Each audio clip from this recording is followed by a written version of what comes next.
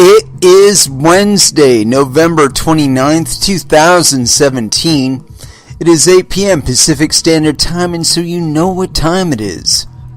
It's time for a little bit of coin metal. And we did get our asses kicked at Jiu-Jitsu today, my friends. We did. If that were ever a goal to have, yeah, we achieved it. Yeah, I got to roll with a few savages today that certainly reminded me that we're all allowing for one another to move. You know, it's like every once in a while when you're doing too much to block it. You know, you're trying to take it to a level 90 when it's really only 70% sparring. Where somebody just has to check you and just let you know, hey man, we're not going that hard right now. You can slow down, you know. And so, yeah, I had to slow my roll a little bit today. But when I did, I found that spot again where I'd been really trying hard to achieve something, you know, as far as a move on my partner, and I just kind of let it go.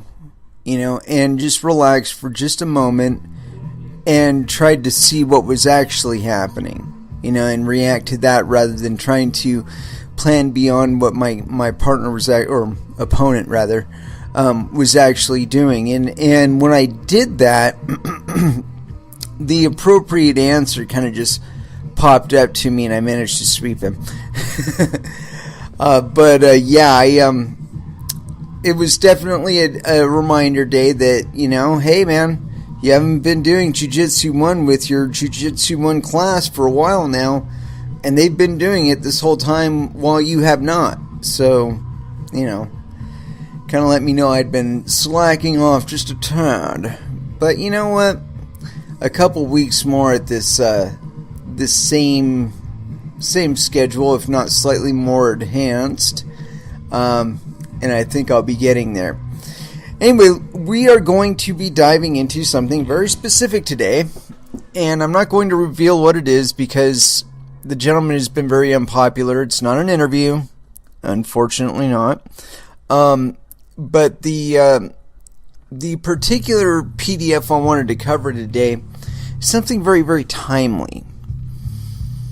You know, as we're looking at the possible close of net neutrality, which, in all honesty, I think is a good thing. Because I don't think that the federal government has any right to tell a hardware owner how to manage their hardware. You know, I think that's their hardware, and so the federal government can just go fuck off. You know? Like when it's my hardware, I want the federal government to fuck off. I don't want them to tell me how much of my time I should be dedicating to any particular activity on my desktop. So, who is the federal government, or the FCC rather, to tell AT&T, you have to use your shit like this? Well, I gotta tell you, if it was meant to enhance anything, it really didn't. Not to my knowledge. I see a lot of alarmism about this, where people think that Facebook's going to start charging them or some shit. Let me tell you something. Facebook starts charging me the fucking moment it happens. The moment Facebook shows up on a credit card, or you know, they demand that I pay them, or they're going to shut my service off, I'm going to let them shut my service off. Because honestly, it's too big a pain in the ass to have to pay for, in addition to all the bullshit that I put up with on it. So, you know, this whole idea that just because we got used to Facebook and there's going to be enough people that it's useful to them to stay on, and no. No. I mean, I can see a point where, you know, I might want to have an account so that I could share my media there, and you know, I do that through Twitter and whatnot, but you know what, I'd still make my media no matter what, whether or not I was actually I'm not actually selling it. I wish I was. Whether or not I was making any money on it or had YouTube or whatever to post it to, I would still do this. Just because, in all honesty, I feel it's kind of necessary. But more importantly, most of the internet's existence, it had done just fine without this net neutrality. And so we're going to be diving into a dissenting voice with regard to this, and I think it's important in that this man has been kind of maligned in the public eye, and I think that his perspective has been more or less completely disregarded. And from what I did sample, it seemed like he had some valid points. So I at least want to air it. I want to find out what the man has to say and what has gotten people so pissed off that they're like threatening the life of him and his family and shit. See, I think that the vast majority of people didn't even fucking read him, don't even know what he has to say, and they're just snapping out and wanting to be really fucking reactionary over nothing. In any case, let's go ahead and throw down into some music. And I did add some newer stuff today, or yesterday too, actually. But it was only because, I had it in the stack, and for whatever reason, it never ended up back into my computer. So, what are you going to do? What are you going to do? Anyways, first, what to put on? Let's go ahead and start off with something from Infectious Grooves. It's been a while. I know I didn't play any last time around, and I've been wanting to play this for a while now. Three-Headed Mind Pollution here on Coin Metal.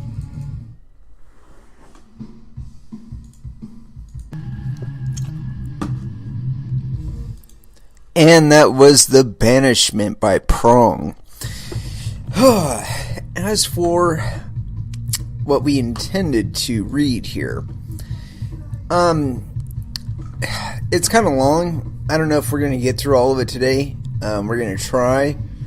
If we don't, we don't. But I'm pretty sure we'll get through enough of it today to at least get the general gist and maybe a little bit different perspective than we had when we came in to begin with, Anyway, without further ado, this is dissenting statement of Commissioner Ajit Pai, or Pai. And, you know what? I want to do something really quick. It's because I'm actually, doing the live read of the man's work. And we can do this because, it's the future and we're in the 21st century and all that. And so, we're just going to let the man know, hey, man, we're going to do a live read of this business. And where is he? Here he is. And so here. And we're going to go ahead and follow him. We'll give him a follow. And we're going to tweet to the man right now.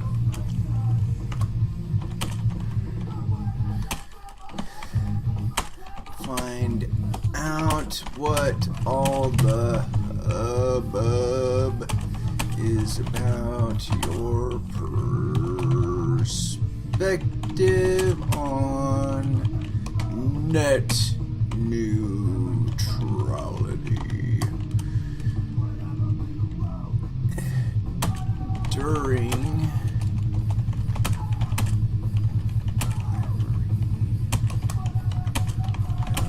to do on my show. Coin Metal, because, we do that. We like to tag things. And, of course, radiocrypto.com, so he knows where to find us. Bam! And here we go. I'm going to go ahead and tweet that bad boy. Alright. And so now that we've done that, here we go. This is dissenting statement of Commissioner Ajit Pai. I'm assuming that's the pronunciation. My apologies if that is incorrect, sir. Continuing on, RE, protecting and promoting the open internet, GN docket number 14-28. Americans love the free and open internet. We relish our freedom to speak, to post, to rally, to learn, to listen, to watch, and to connect online. The internet has become a powerful force for freedom, both at home and abroad. So it is sad to witness the FCC's unprecedented attempt to replace that freedom with government control. It shouldn't be this way. For 20 years, there's been a bipartisan consensus in favor of a free and open internet. A Republican Congress and a Democrat president enshrined in the Telecommunications Act of 1996 the principle that the internet should be a, quote, vibrant and competitive free market, unfettered by the federal or state regulation. And dating back to the Clinton administration, every FCC chairman, Republican and Democrat, has let the internet grow free from utility-style regulation. The result?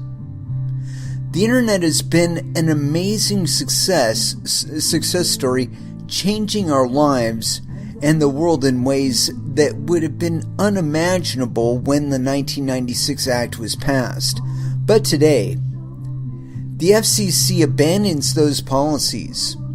It reclassifies broadband internet access as a Title II telecommunications service. It seizes unilateral authority to regulate internet conduct, to direct where internet service providers put their investments, and to determine what service plans will be available to the American public.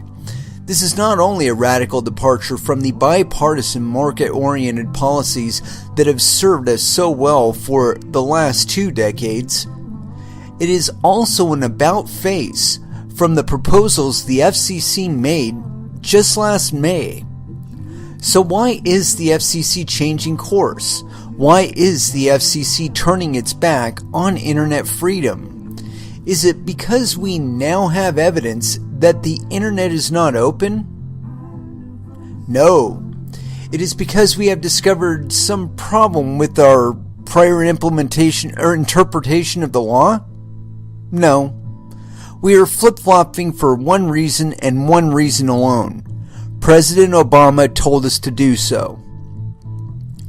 On November 10th, President Obama asked the FCC to implement his plan for regulating the internet, one that favors government regulation over marketplace competition. As has been widely reported in the press, the FCC has been scrambling ever since to figure out a way to do just that. The courts will ultimately decide this order's fate, and I doubt they will countenance this unlawful power grab. Litigants are already lawyering up to seek judicial review of these new rules. Given the order's many glaring legal flaws, they will have plenty of fodder. But if this order manages to survive judicial review, there will be consequences.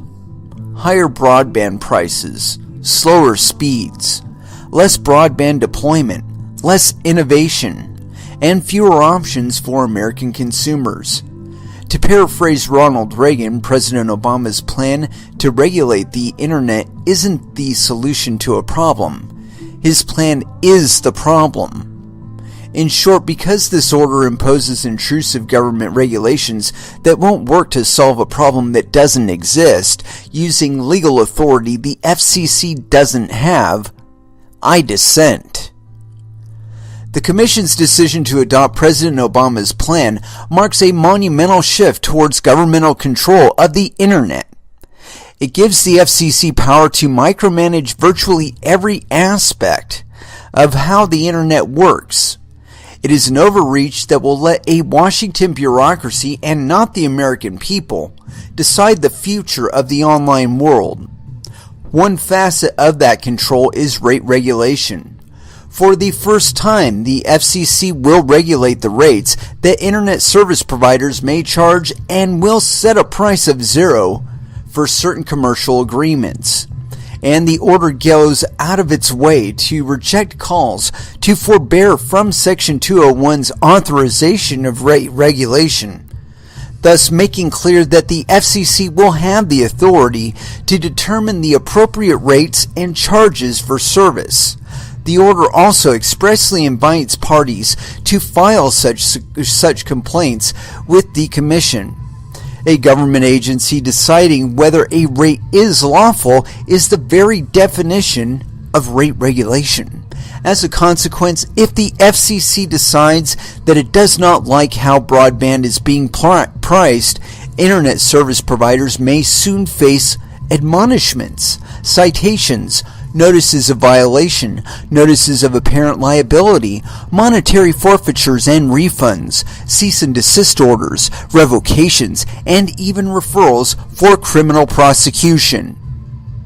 The only limit on the FCC's discretion to regulate rates is its own determination of whether rates are, quote, just and reasonable, which isn't much of a restriction at all. Although the order plainly regulates rates, the plan takes pains to claim that it is not imposing further, quote, ex ante rate regulation. And, of course, that concedes that the new regulatory regime will involve ex post rate regulation. Even then, but even the agency's suggestion that it is that today, quote, cannot envision ex anti-rate regulations in this context says nothing of what the future commission, perhaps this very commission in a few months or years, could envision. Indeed, the FCC grants forbearance against ex-ante rate regulation, but then turns around and says there's no apparent, quote, incremental benefit to doing so, since the Commission could just reverse that decision in any future rulemaking. Indeed, it's actually quite easy to envision this same Commission deciding to discard the predictive judgment that ex-ante regulation is unnecessary. After all, the Commission is in this very order and without explanation junks the agency's 2002 predictive judgment that intermodal broadband competition would develop. The short shrift of the order gives to our past bodies, the short shrift the order gives to our past bodes poorly for our future. For why should anyone trust these latest promises at all? Just as pernicious is the FCC's new, quote, Internet Conduct Standard, a standard that gives the FCC a roving mandate to review business models and upend pricing plans that benefit consumers. Usage-based pricing plans and sponsored data plans are the current targets. So, if a company doesn't want to offer an expensive, unlimited data plan, it could find itself in the FCC's crosshairs. Consider that activists promoting this rule had previously targeted neither AT&T nor Verizon with their net neutrality complaint, but Metro PCS, an upstart competitor with a single-digit market share and not an ounce of market power. Its crime? Unlimited YouTube. Metro PCS offered a $40 per month plan with unlimited talk, text, web browsing, and YouTube streaming. The company's strategy was to entice customers to switch from the 4 national carriers or to upgrade to its newly built 4G long-term evolution network. Whatever the benefits of Metro PCS's approach, activists have said, quote, there can be no compromise. Or take T-Mobile's Music Freedom Program, which the Internet Conduct Rule puts on the chopping block. The Uncarrier lets consumers stream as much online music as they want without charging it against their monthly data allowance. Consumers love it, judging by T-Mobile's rapid subscriber growth, yet music freedom stands on the brink of a ban, with the FCC, quote, mindful of the concerns raised in the record that sponsored data plans have the potential to distort competition by allowing service providers to pick and choose among content and application providers to feature on different service plans. Affordable prepaid plans are now also suspect. These plans have enabled millions of low-income households to have mobile service, and yet the order plays up the, quote, concern that such practices can potentially be used by broadband providers to disadvantage over-the-top providers. In other words, these plans aren't the all-you-can-eat plans endorsed by the FCC, and so they too may violate the Internet Conduct Standard. Our standard should be simple. If you like your current service plan, you should be able to keep your current service plan. The FCC shouldn't take it away from you.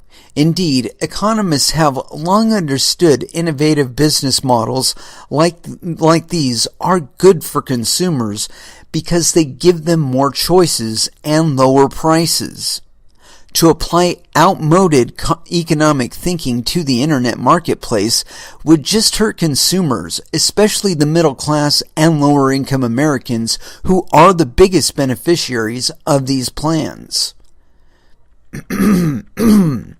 In all, the FCC will have almost unfettered discretion to decide what business practices clear the bureaucratic bar, so these won't be the last business models targeted by the agency. And though the FCC spends several paragraphs describing 7 vaguely worded factors that it will consider when applying the Internet Conduct Standard, end user control, competitive effects, consumer protection, effect on practices, these factors lead to more questions than the... Oh, I'm sorry, I skipped a few. Hold on. Effect on innovation, investment, or broadband deployment, free expression, application agnostic, and standard practices. These factors lead to more questions than they answer. As the Electronic Frontier Foundation wrote just this week, this open-ended rule will be, quote, anything but clear, and suggests that the FCC believes it has broad authority to pursue any number of practices, and multi-factor tests gives the FCC an awful lot of discretion, potentially giving an unfair advantage to parties with insider influence. Or as they put it more bluntly, this rule is, quote, hardly the narrow, light-touch approach we need to protect the open internet. Even FCC leadership conceded that, with respect to the sorts of activities the Internet Conduct Standard could regulate, quote, we don't really know. And that, quote, we don't know where things go next. Other than the FCC will sit there as a referee and be able to throw the flag. And because this list is, quote, non-exhaustive, with, quote, other considerations relevant to determining whether a particular practice violates the standard, internet service providers are left to guess. With the rate of return on investment, will the rate of return on investment be a factor? How about an operator's margins? What if the internet service provider separately offers an interconnected VoIP service? Net neutrality proponents are already bragging that it will turn the FCC into the, quote, Department of the Internet, and it's no wonder. The FCC's newfound control extends to the design of the Internet itself. From the last mile through the backbone, Section 201A of the Communications Act gives the FCC authority to order, quote, physical connections and, quote, through routes, meaning the FCC can decide where the internet should be built and how it should be interconnected. And with the Broad Internet Conduct Standard, decisions about network architecture and design will no longer be in the hands of engineers, but bureaucrats and lawyers. So if one internet service provider wants to follow in the footsteps of Google Fiber and enter the market incrementally, the FCC may say no. If another wants to upgrade the bandwidth of its routers at the cost of some latency, the FCC may block it. Every decision to invest in ports for interconnection may be second-guessed. Every use of priority coding to enable latency-sensitive applications like voice over LTE may be reviewed with a microscope. How will this all be resolved? No one knows. 81-year-old laws like this don't self-execute, and even with 317 pages, there's not enough room for the FCC to describe how it would decide whether this or that broadband business practice is just and reasonable. So, and if I can scroll down here, businesses will have to decide for themselves, with newly necessary counsel from highly priced attorneys and accountants, whether to take a risk. That's just from some of the rules that the FCC is deciding to apply now, yet more rules are on the horizon. The Commission commits, quote, to commence in the near term a separate proceeding to revisit the data roaming obligations of mobile broadband providers in light of our reclassification decisions, and to determine whether full-fledged common carriage wholesale obligations should apply. And it promises a new rulemaking to apply Section 222, customers' proprietary network information provisions, to internet service providers. Still, more are sure to come. And there is the temporary forbearance. Did I forget to mention that? Although the order crows that it's forbearance from Title II's provisions and rules, a, quote, light touch regulatory framework, in reality it isn't light at all, coming as it does with the provisions, limitations, and qualifications that the public has come to expect from Washington, D.C. The plan is quite clear about the limited duration of its forbearance decisions, stating that the FCC will revisit them in the future and proceed in an incremental manner with respect to additional regulation. In discussing additional rate regulation, tariffs, last mile unbundling, burdensome administrative filing requirements, accounting standards, and entry and exit regulation, the plan repeatedly states that it is only forbearing, quote, at this time. For others, the FCC will not impose rules, quote, for now. To be sure, with respect to some rules, the agency says that it cannot envision going further, but as history of this proceeding makes clear, temporal statements like this don't tend to last very long. Ask people who have followed this proceeding closely, and they could tell you that as late as November 2014, reclassification was not under serious consideration by the FCC, quote, at this time. Title II was not going to be imposed, quote, for now, and the agency, quote, could not envision going further than either a 706-based approach or the Mozilla-inspired hybrid proposal. In other words, expect the forbearance to fade and the regulations to ratchet up as time marches on.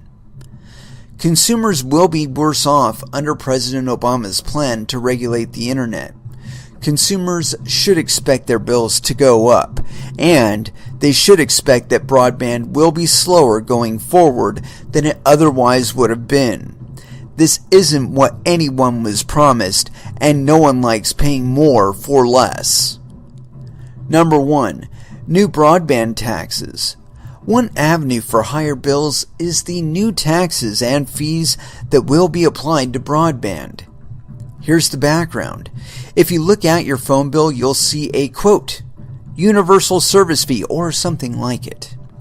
These fees, what most Americans would call taxes, are paid by Americans on their telephone service and funnel about $9 billion in cash each year through the FCC, all outside the congressional appropriations process.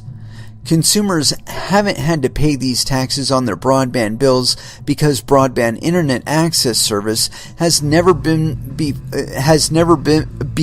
been a Title II service, but now it is. And so the order explicitly opens the door to billions of dollars in new taxes on broadband.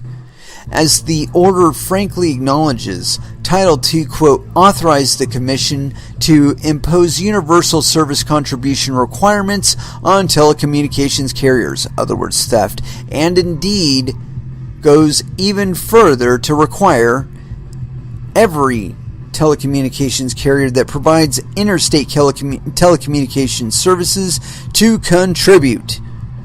And so the FCC now has a statutory obligation to make sure that all internet service providers, and in the end their customers, contribute to the Universal Service Fund. That's why the order repeatedly states that it is only deferring the decision on new broadband taxes, not prohibiting them.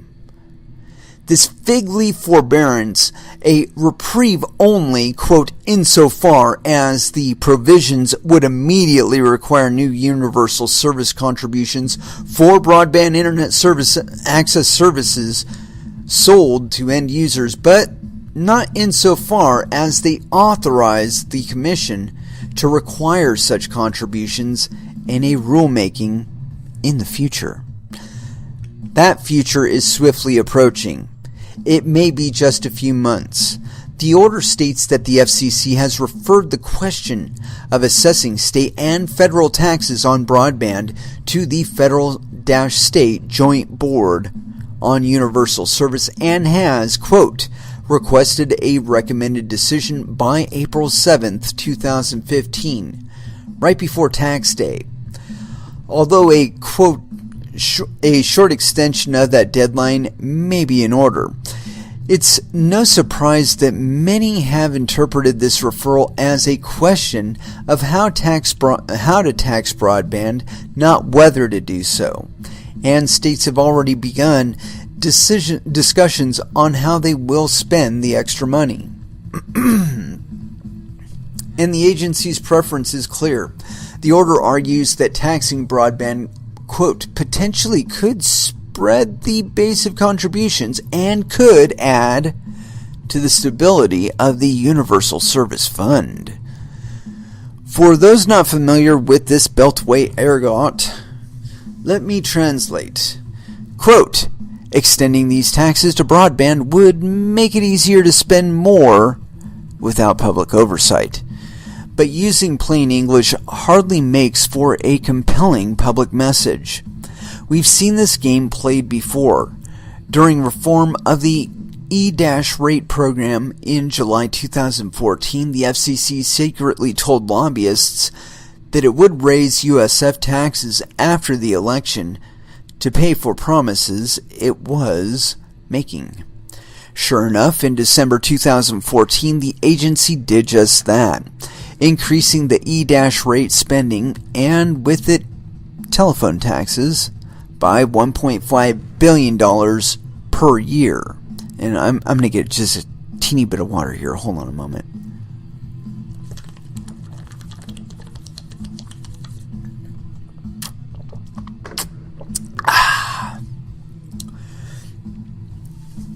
It's better with the hood. The federal government is sure to tap this new revenue stream soon to spend more of consumers' hard-earned dollars. Indeed, it's been publicly reported that the FCC is itching to use the Universal Service Fund to extend the Lifeline program to broadband. That won't come cheap. In order to provide discounted broadband service to millions of Americans, the FCC will have to find the money somewhere. With this order, that somewhere is your wallet. When it comes to broadband, read my lips. More new taxes are coming. It's just a matter of when. The great irony of this, the broadband tax increase enabled by reclassification is going to deter broadband adoption, especially among the low-income Americans for whom broadband, especially mobile broadband, is increasingly important for professional success, education, and more. The iron law of microeconomics still holds. The more you tax something, the less you get out of it. In this case, the FCC's decision today will mean fewer digital opportunities for hardworking Americans tomorrow. Number 2, slower broadband. These internet regulations will work another serious harm on consumers. Their broadband speeds will be slower than they would have been without these regulations. The record is replete with evidence that Title II regulations will slow investment and innovation in broadband networks. Remember, broadband networks don't have to be built. Capital does not have to be invested here. Risks don't have to be taken. The more difficult the FCC makes the business case for deployment, and micromanaging everything from interconnection to service plans makes it difficult indeed, the less likely it is that broadband providers, big and small, will connect Americans with digital opportunities. And neither big nor small providers will bring rural and poor Americans online if it's economically irrational for them to do so. Utility-style regulation of the kind the FCC adopts here thus will simply broaden the digital divide. The old world offers a cautionary tale here. Compare the broadband market in the United States to that in Europe, where broadband is generally regulated as a public utility. Data shows that 82% of Americans and 48% of rural Americans have access to 25 megabyte broadband speeds. In Europe, those figures are only 54% and 12% respectively. Similarly, wireline broadband providers in the United States are investing more than twice as much as their European counterparts, $562 per household versus $244. The data for wireless broadband providers shows the same pattern, $110 per person versus $55. In the United States, broadband providers deploy fiber to the premises about twice as often, 23% versus 12%. And with respect to mobile broadband, 30% of subscribers in the United States have the fastest technology in wide deployment, 4G LTE, but in Europe that figure is only 4%. Moreover, in the United States, average mobile speeds are about 30% faster than they are in Western Europe. It's no wonder that many Europeans are perplexed by what is taking place at the FCC.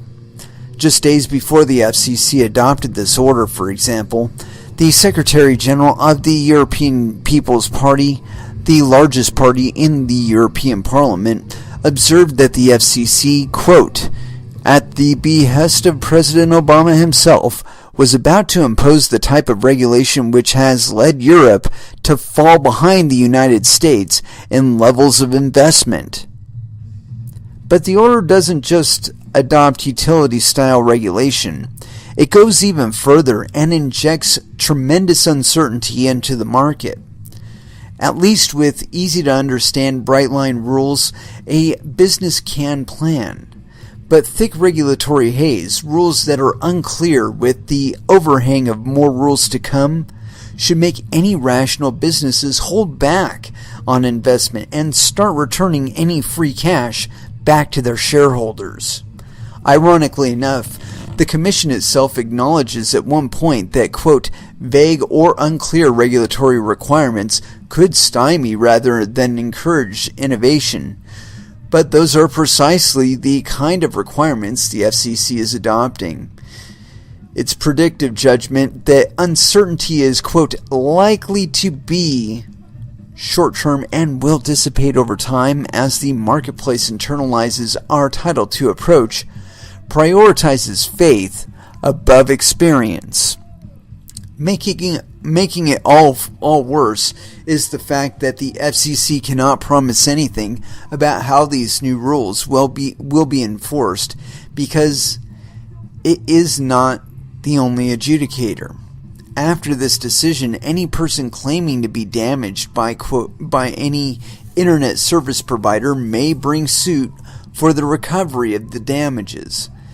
In any federal district court, although the order hesitates to admit it, the FCC has now condoned litigation from individual claims about the justness and responsibleness of ISP pricing to sprawling class actions for violations of the new Internet Conduct Rule as an appropriate means of regulating the Internet economy. Is there any American who believes that administrative wrangling at the FCC and endless litigation in the federal courts will do anything for the American consumer? The not-so-dirty secret, of course, is that this will be a boon for trial lawyers, and the order's decisions will make their lives even easier. Every edge provider, and thus every person online, is now swept up by the FCC's new and rather peculiar view of what constitutes broadband internet access service. This means that a wayward plaintiff's attorney could sue every single internet service provider in the country from his hometown courtroom. I'm sure such litigation will benefit our nation's lawyers, but the American people not so much. And these are just intended results. These are just the intended results of reclassifications. There are unintended consequences as well. For one, the rate that broadband providers, ranging from small-town cable providers to new entrants like Google, will pay to deploy broadband will go up by an estimated $100 to $200 million per year. And that's because the Communications Act estimates a higher rate for telecommunications carriers to pay for access to poles, conduits, and rights-of-way than other internet service providers. While it may not be the, quote, Commission's intent to see any increase in the rates for pole attachments, the agency has no power to stop it. The actual utilities that own these poles get to charge what they want up to the statutory maximum, and the FCC has just raised that maximum. Or to use the FCC's preferred parlance, utilities will have the, quote, incentive and ability to exploit this new maximum rate for internet service providers. The end result? Reclassification would subject internet service providers to significantly higher attachment rates, inadvertently threatening the very broadband deployment the Commission seeks to facilitate. It doesn't make much sense. I'm making stuff a little bigger here. For another reclassification will expose many small companies to higher state and local taxes. Taxes on telecommunications companies are often significantly higher than those imposed on general businesses, and so reclassification threatens internet service providers with property tax hikes, new transaction-based taxes and fees, and greater income, franchising, and gross receipt taxes. And these these tax hikes won't necessarily be de de minimis. In the District of Columbia, for instance, companies will face an instant 11% increase in taxes on their gross receipts. That big bite will leave a welt on Washington consumer wallets. The order trots out Congress's recent temporary extension of the Internet Tax Freedom Act to claim that states and localities cannot impose new taxes on Internet access. And that's true, and a victory for consumers. But broadband taxes like those imposed by the order have evaded the scope of the Internet Tax Freedom Act so far because they are, quote, fees, not taxes, and because they are not exclusively about Internet access, but are more generally applied. And since Congress has not entrusted the Commission with interpreting the Internet Tax Freedom Act, even our most fervent pronouncements for it to be broader will not make it so. I'm going to get a little sip of water here.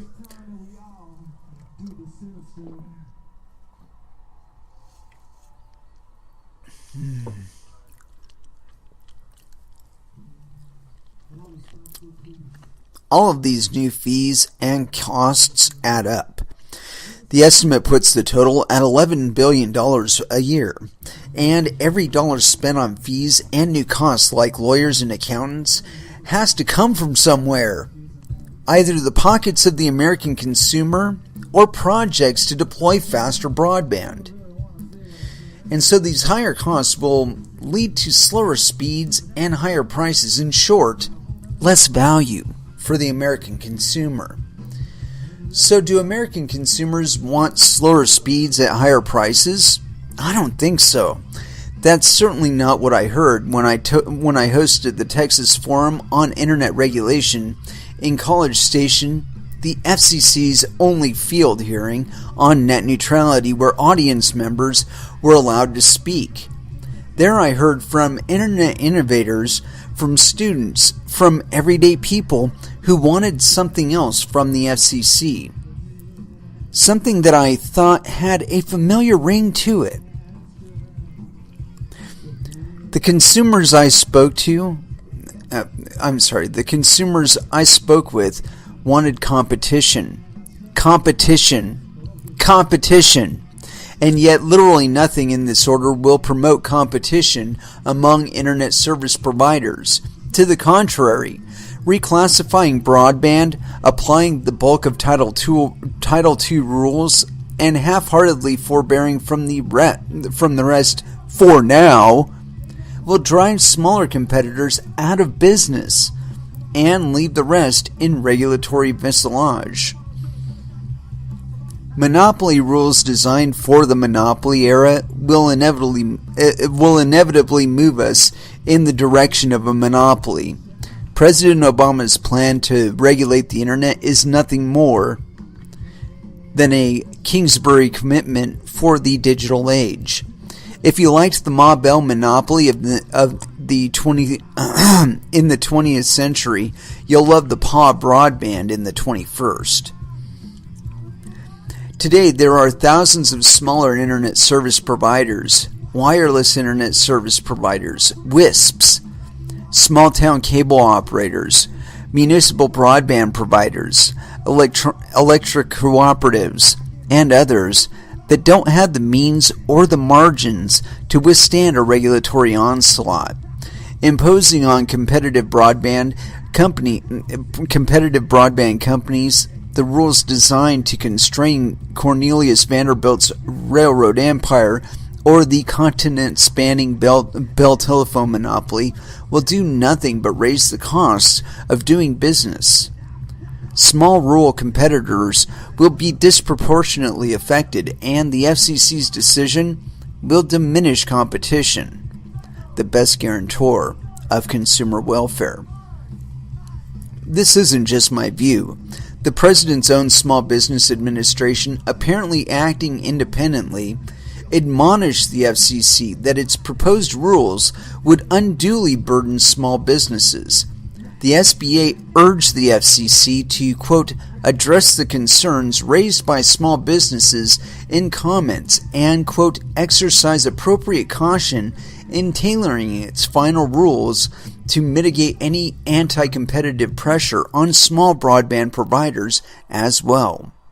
Following the president's lead, the FCC ignores this admonition by applying heavy-handed Title II regulations to each and every small broadband provider as if it were an industrial giant. As a result, small providers will be squeezed, perhaps out of business altogether. If they go dark, consumers they serve, including my parents who are WISP subscribers in rural Kansas, will be thrown offline. Unsurprisingly, small internet service providers are worried. I heard this for myself at the Texas Forum on Internet Regulation. One of the panelists, Joe Portman, runs Alamo Broadband, a WISP that serves 700 people across 500 square miles south of San Antonio. As he put it, his customers, quote, had very limited choices for internet service before we came along. The big names, the telcos and cable companies, when it comes to rural areas, such as the areas we serve, don't see the value and won't invest the capital, at least if it's their money, to build infrastructure and bring service to the people that live there. We and thousands of others like us have found a way to do it. What does Joe think of Title II? He thinks it's, quote, pretty much a terrible idea. His staff is pretty busy just dealing with the loads we already carry. More staff to cover regulations means less funds to run the network and provide the very service our customers depend on. Bottom line, Title II will just impede broadband deployment, especially from WISPs like his. Other WISPs feel the same way. Take Glenn Manners in my hometown of Parsons, Kansas. He runs Wave Wireless, a WISP that delivers internet access to residents of rural Labette County, including my parents. I can tell you from personal knowledge that folks back home have few options. Google Fiber isn't building there. Other major ISPs wouldn't bother either. Manners said the Wave Wireless will feel the sting of Title II regulations, which will complicate and increase the cost of providing service. The result is the consumer will pay more for his service. Manners hopes he can weather the regulatory storm, unlike WISPs that he thinks may go out of business. But he summed up his situation in a way that applies to companies and customers nationwide. It's not a good thing for business. It's not a good thing for the consumer. It's going to be a game changer. Just last week, 142 WISPs joined the chorus. Whether it's Arix.com in Castle Rock, Colorado, or Aristotle.net in Little Rock, Kansas. Whether it's STE Wireless in Utica, Nebraska, or Cyber Broadcasting in Coal City, Illinois. These WISPs have deployed wireless broadband to customers who often have no alternatives.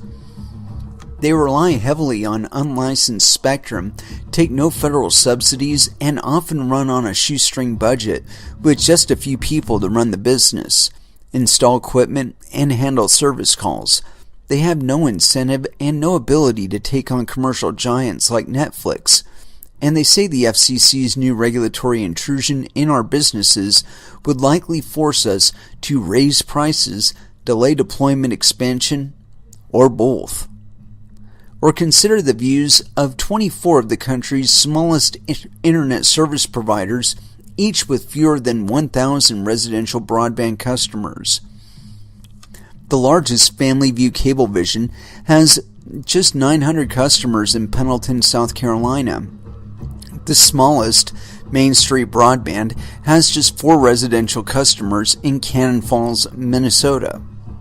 They wrote us They wrote us that Title II will badly strain our limited resources because these internet service providers have no in-house attorneys and no budget line items for outside counsel, and the rules of the road could change any time the issues and advisory rules on a complaint or adopts new rules.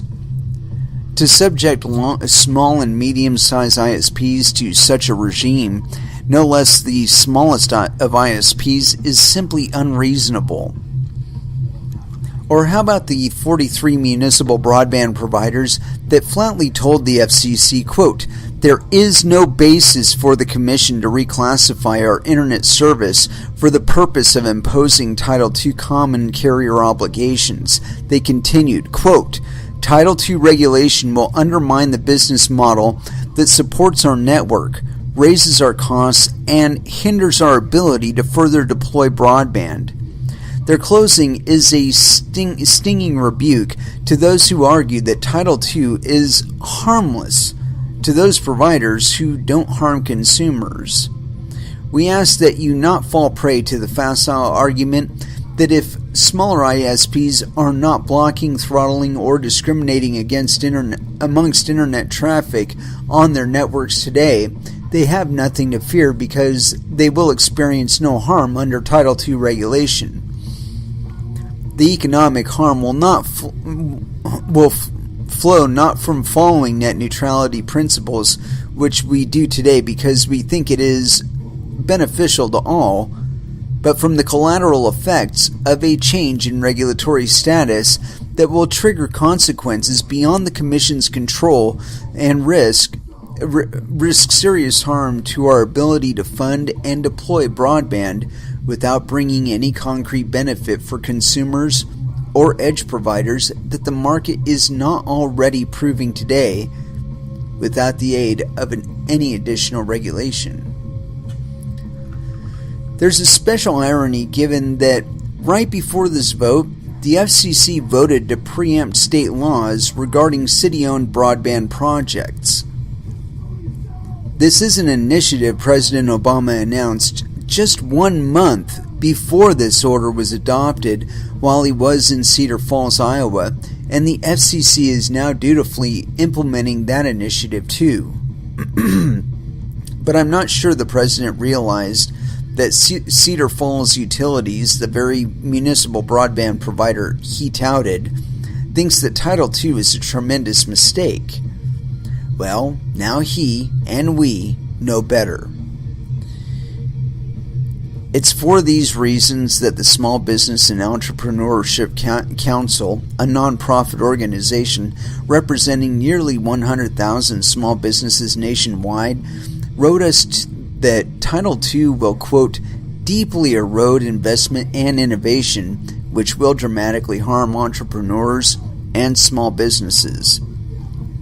It's for these reasons that the National Black Chamber of Commerce, the National Gay and Lesbian Chamber of Commerce, the U.S. Hispanic Chamber of Commerce, and the U.S. Pan-Asian American Chamber of Commerce wrote us that, quote, forcing the internet into a Title II classification can only make it more difficult for individuals to make the highest and best use of this important tool. The last thing small businesses in America need are more forms to fill out, more regulations to track, and more rules to follow. And it's for these reasons that the trade associations for our nation's smallest internet service providers asked the FCC last month to, quote, conduct an in-bank hearing to examine the significant economic impact of its proposals on small business providers, small broadband providers. I would have welcomed such an in-bank hearing. In-bank? It's kind of italicized. In-bank hearing. But like other calls for greater transparency in this proceeding, this request was denied. So what does the order tell Americans whose internet service provider isn't Comcast, an AT&T, a Google, or a Sprint? What does it tell those whose service will be more expensive as a direct result of reclassification? What does it tell those who may lose their internet service if their small operator goes out of business? What does it tell those who worked for years to serve their community and build a business, one that's finally in the black? There's no explanation. There's not even an acknowledgement. There's just smug assurance that it won't be that bad. So while the FCC is abandoning a 20-year bipartisan framework for keeping the internet free and open in favor of Great Depression era litigation designed to regulate Ma Bell, at least the American public is getting something in return, right? Wrong. The internet is not broken. There is no problem for the government to solve. That the internet works, that internet freedom works, should be obvious to anyone with a Dell laptop or an HP desktop or an Apple iPhone or a Microsoft Surface or a Samsung Smart TV or a Roku or a Nest thermostat or a Fitbit. We live in a time where you can buy a movie from iTunes, watch a music video on YouTube, post a photo of your daughter on Facebook, listen to a personalized playlist on Pandora, watch your favorite Philip K. Dick novel come to life on Amazon streaming video, help someone make potato salad on Kickstarter, check out the latest comic on XKCD, see what Seinfeld's been up to on Crackle, manage your fantasy football team on ESPN, get almost any question answered on Quora, navigate bad traffic on Waze, and do literally hundreds of other things, all with an online connection. At the start of the millennium, we didn't have any of this internet innovation. And no, the federal government didn't build that. It didn't trench the fiber. It didn't erect the towers. It didn't string the cable from one pole to the next, and it didn't design the routers that direct terabits of data across the internet each and every second. It didn't invest in startups at the angel or seed stage or Series A rounds. It didn't code the web pages, the software, the applications, or the databases that make the online world useful, and it didn't create the content that makes going online so worthwhile.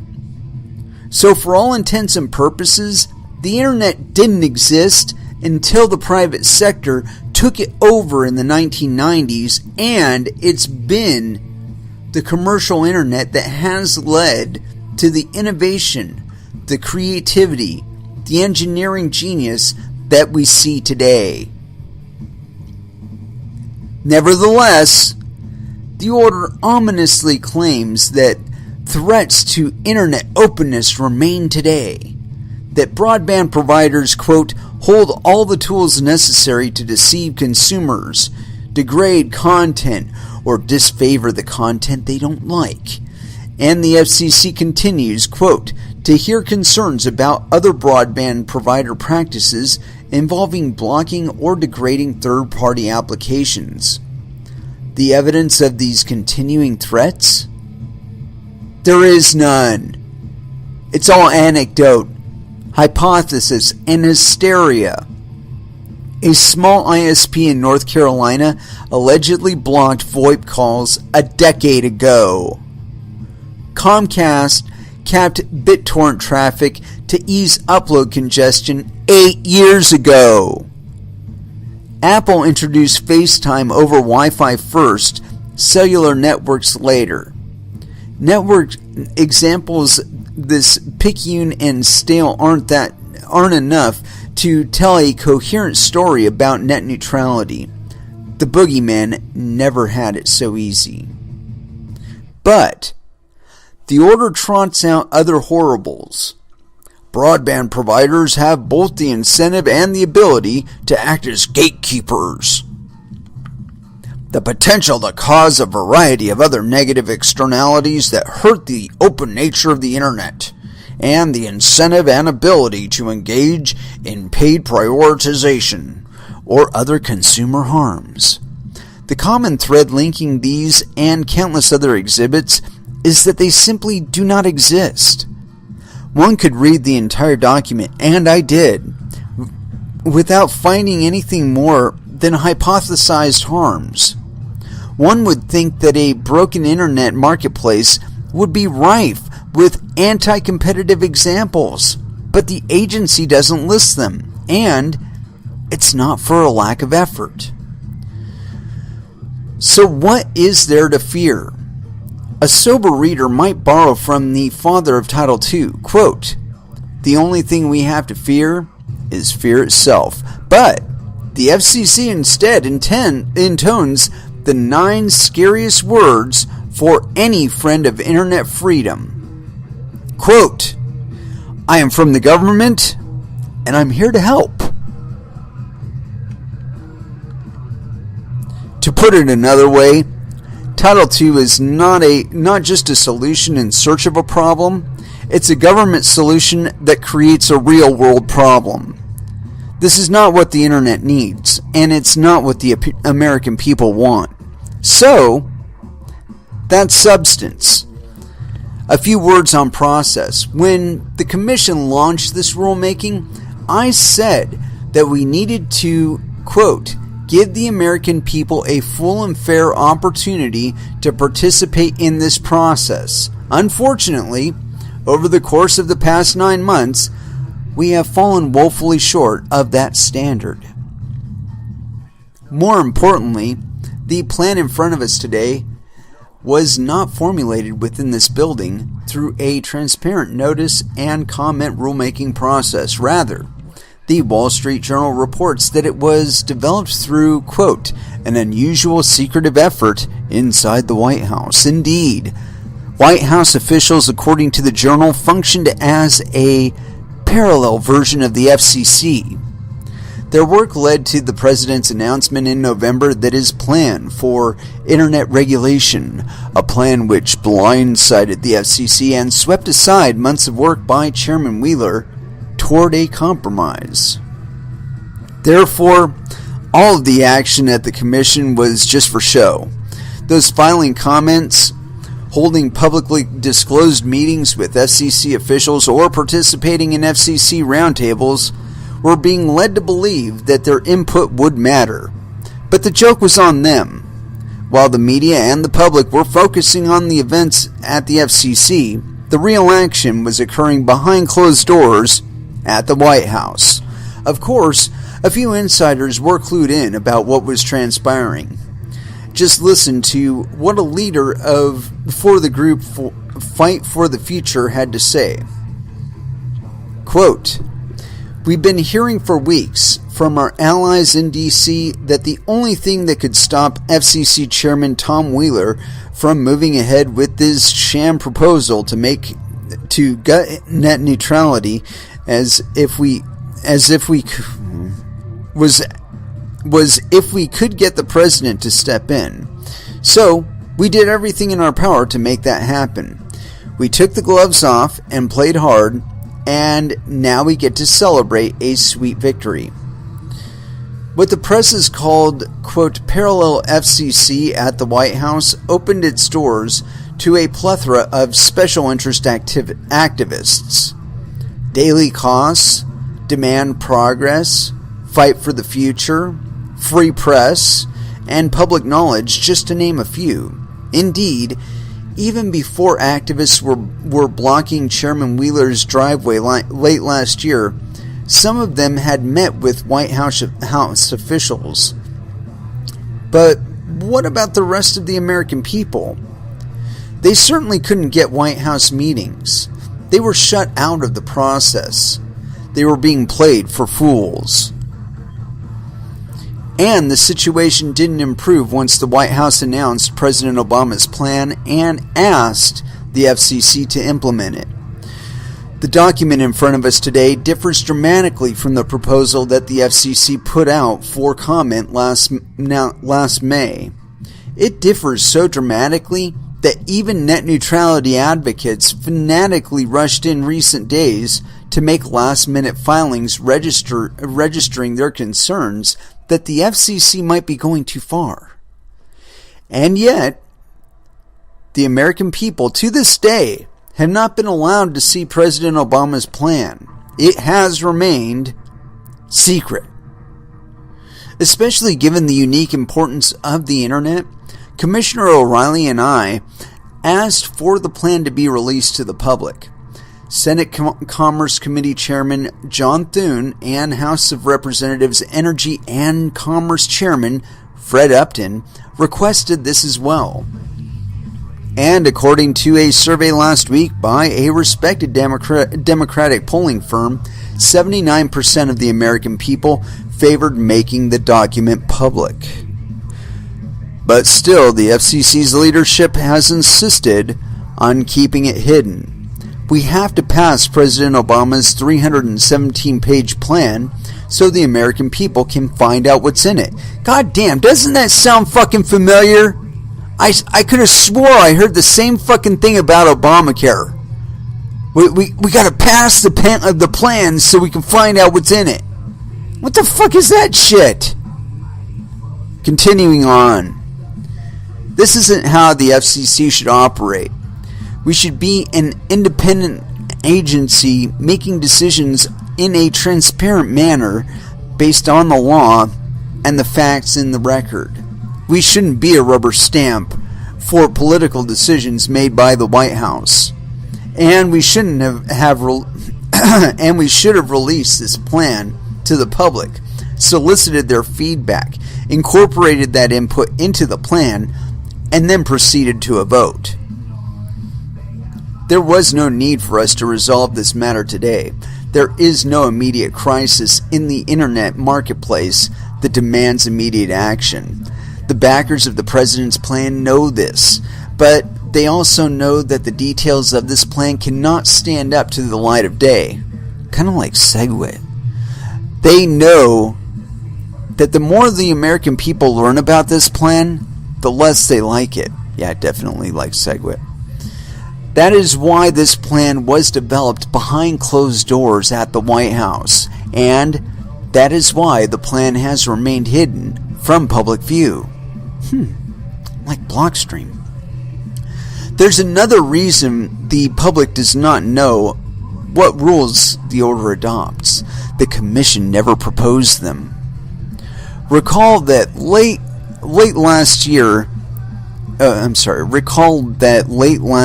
notice came on the heels of the D.C. Circuit's Verizon decision, which, quote, struck down the anti-blocking and anti-discrimination rules, holding that the Commission had imposed per se common carriage requirements on providers of internet access services.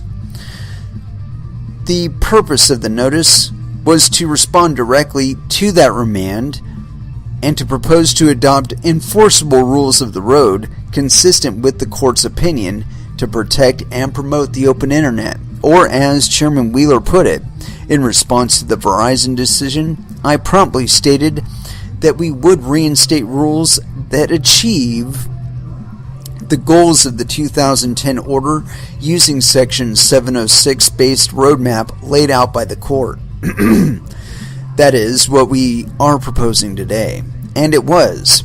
Every single proposal and every single tentative conclusion in the notice was tailored to avoid reclassification and to comply with the limits the Verizon court put on the Commission's authority under 706 of the Telecommunications Act.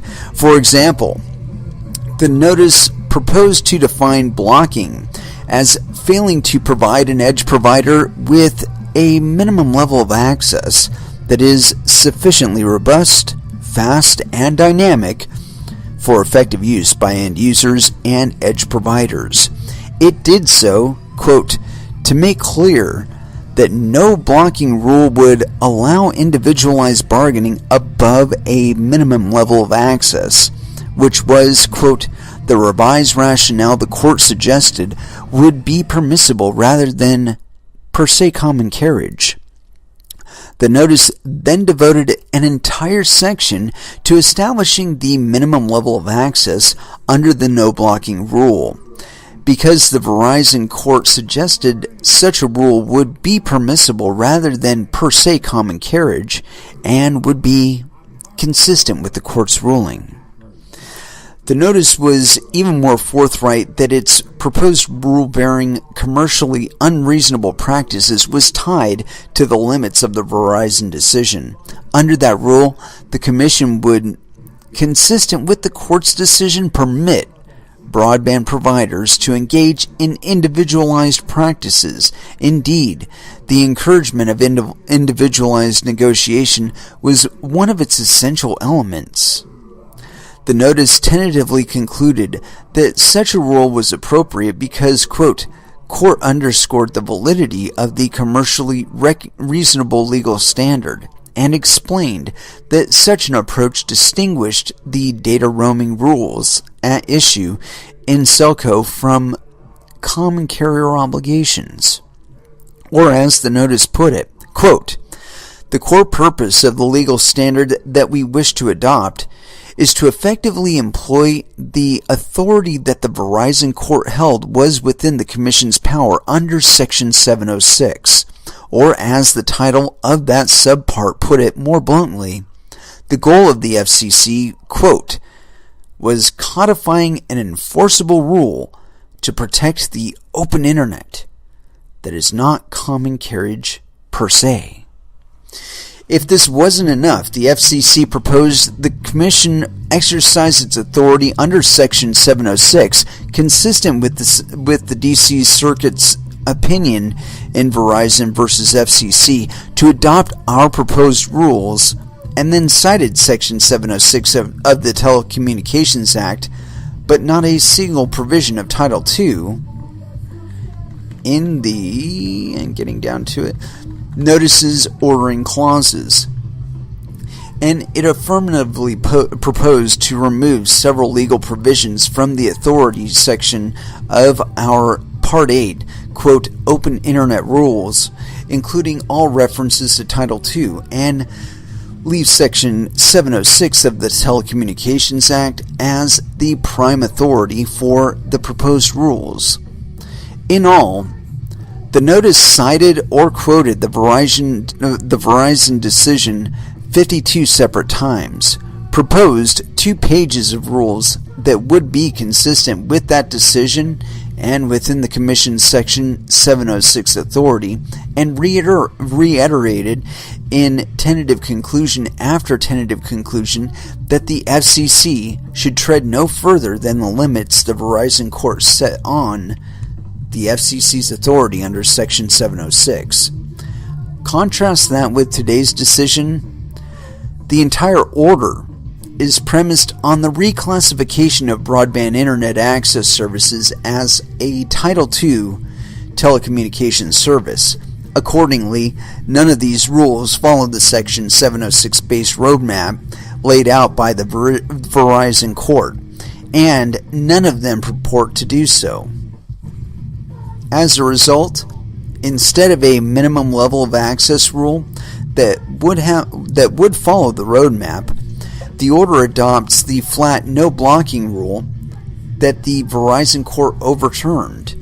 Instead of the rule against commercially unreasonable practices, which was intended to encourage individualized negotiation, the order adopts a flat ban on individual negotiations through a no paid prioritization rule. And rather than limiting the new rules to those proposed in the notice, the order also adopts a never before proposed no throttling rule and a wholly new no unreasonable interference or unreasonable disadvantage standard for internet conduct. Given this new legal justification, it's no wonder that the FCC now feels compelled to cite 9 new sources of legal authority for adopting the order, invoking Sections 201 and 202 of Title II, along with Sections 3, 10, 301, 332, 403, 501, and 503 of the Communications Act. Not that the final rules purport to rely on 20 sections of the Communications Act that were not included in the original proposal, including several sections not discussed even once in the notice. In sum, the notice proposed, quote, the terms of the proposed rule and a reference to the legal authority under which the rule is proposed, but the order adopts something completely different. That's not what the Administrative Procedure Act envisions. None of this is to say that the Commission had to adopt the exact same rules under the precise rationale proposed in the notice, of course. The adopted rules may be the logical outgrowth of the original proposal, but the order's decision to reclassify, to forbear, and to adopt rules grounded in Title II is a reversal of the proposals and tentative conclusions in the notice, not a natural evolution. The standard is whether all interested parties, quote, should have anticipated the final rule. The question is one of fair notice, whether persons are sufficiently alerted to likely alternatives so that they know whether their interests are at stake. In other words, quote, general notice that a new standard will be adopted affords the parties scant opportunity for comment. The agency's obligation is more demanding. Although the agency dutifully recites that standard, at points it seems to apply a different one, something akin to asking whether parties could have anticipated the final rule. In essence, the order suggests an agency may adopt any rule unless it was impossible for anyone to anticipate that rule. No court, to my knowledge, has ever endorsed such a standard, and it's easy to see why. Such a standard would give an agency tremendous incentive to outline its proposals in broad and vague terms to expand the realm of possibility. Notices of proposal rulemaking could be nothing more than a single sentence. We propose to regulate XYZ. Here's an illustration of how those standards differ. Say you and a friend are in Kansas. The two of you have been talking every day for months about how wonderful it would be to visit San Francisco. One day your friend brings up San Francisco yet again and says, "Say, we've talked enough about this. I propose we go on a cross-country drive. Do you want to come?" Eager to go west, you say yes. You get in the car, fall asleep for a few hours, and wake up to find that you're heading east towards Boston. "Wait," you protest, "I thought we were headed to San Francisco." Your friend replies, "Well, I proposed merely that we go on a cross-country drive. I know we'd been talking every day for months about San Francisco, but you could have realized that I had Boston in mind." Deflated, you retort, "But should I have? Shouldn't you have told me we were headed to Boston and given me the chance to say yes or no before we hit the road?" Here's another one. Say a government agency seeks competitive bids to build a suspension bridge. The request for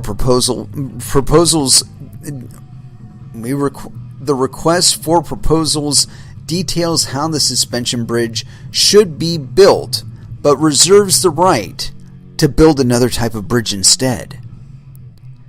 Could a bidder anticipate that the government will hire someone to build an arch bridge through this RFP? Perhaps, but what should bidders expect? That if the agency decides not to build the proposed suspension bridge, it will issue a new RFP? Otherwise, the serious bidder would be obligated to draw plans and submit a proposal for each and every type of bridge feasible, thus reducing the quality of each response, since each bidder would need to spread its resources anticipating possibilities rather than focusing on the proposal at hand. Indeed, courts have repeatedly held that if the final rule deviates too sharply from the proposal, affected parties will be deprived of notice and an opportunity to respond to the proposal. And so, when a notice of proposed rulemaking has, quote, clearly stated that the FCC intended to adopt a proposed rule, and even recited the rationale for the proposed rule, the courts have reversed the commission when the final rule took a contrary position. The order's primary retort appears to be that, alongside its Section 706 base proposals and tentative conclusions, the notice sought comment on alternatives, and as the order puts it, the notice proposed to rely on Section 706 of the Telecommunications Act of 1996, but at the same time stated that it would seriously consider the use of Title II of the Communications Act as the basis for legal authority. The notice sought comment on the benefits of both Section 706 and Title II and emphasized its recognition that both Section 706 and Title II are viable solutions. It's true that the notice sought comment on reclassification. Here is that entire discussion. Title II, revisiting the classification of broadband internet access service.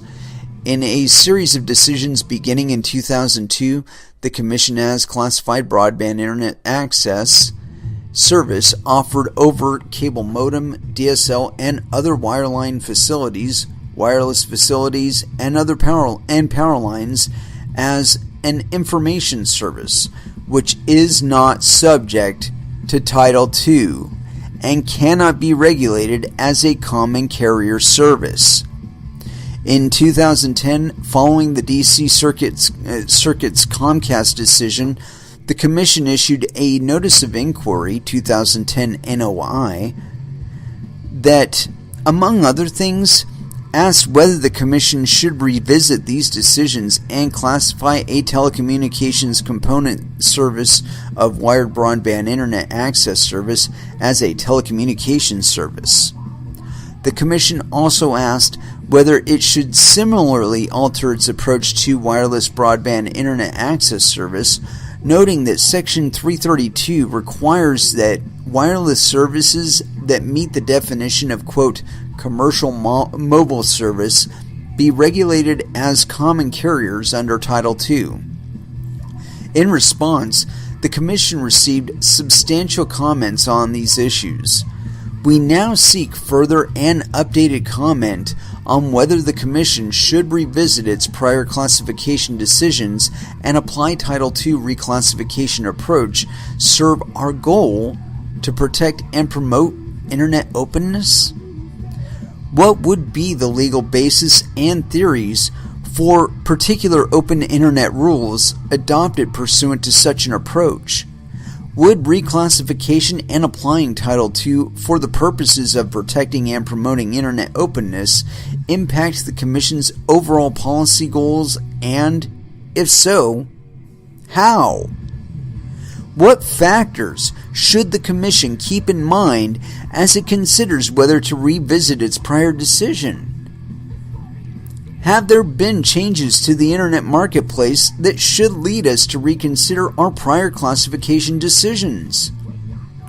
To what extent is any telecommunications component of that service integrated with applications and other offerings such that they are inextricably intertwined with the underlying connectivity service.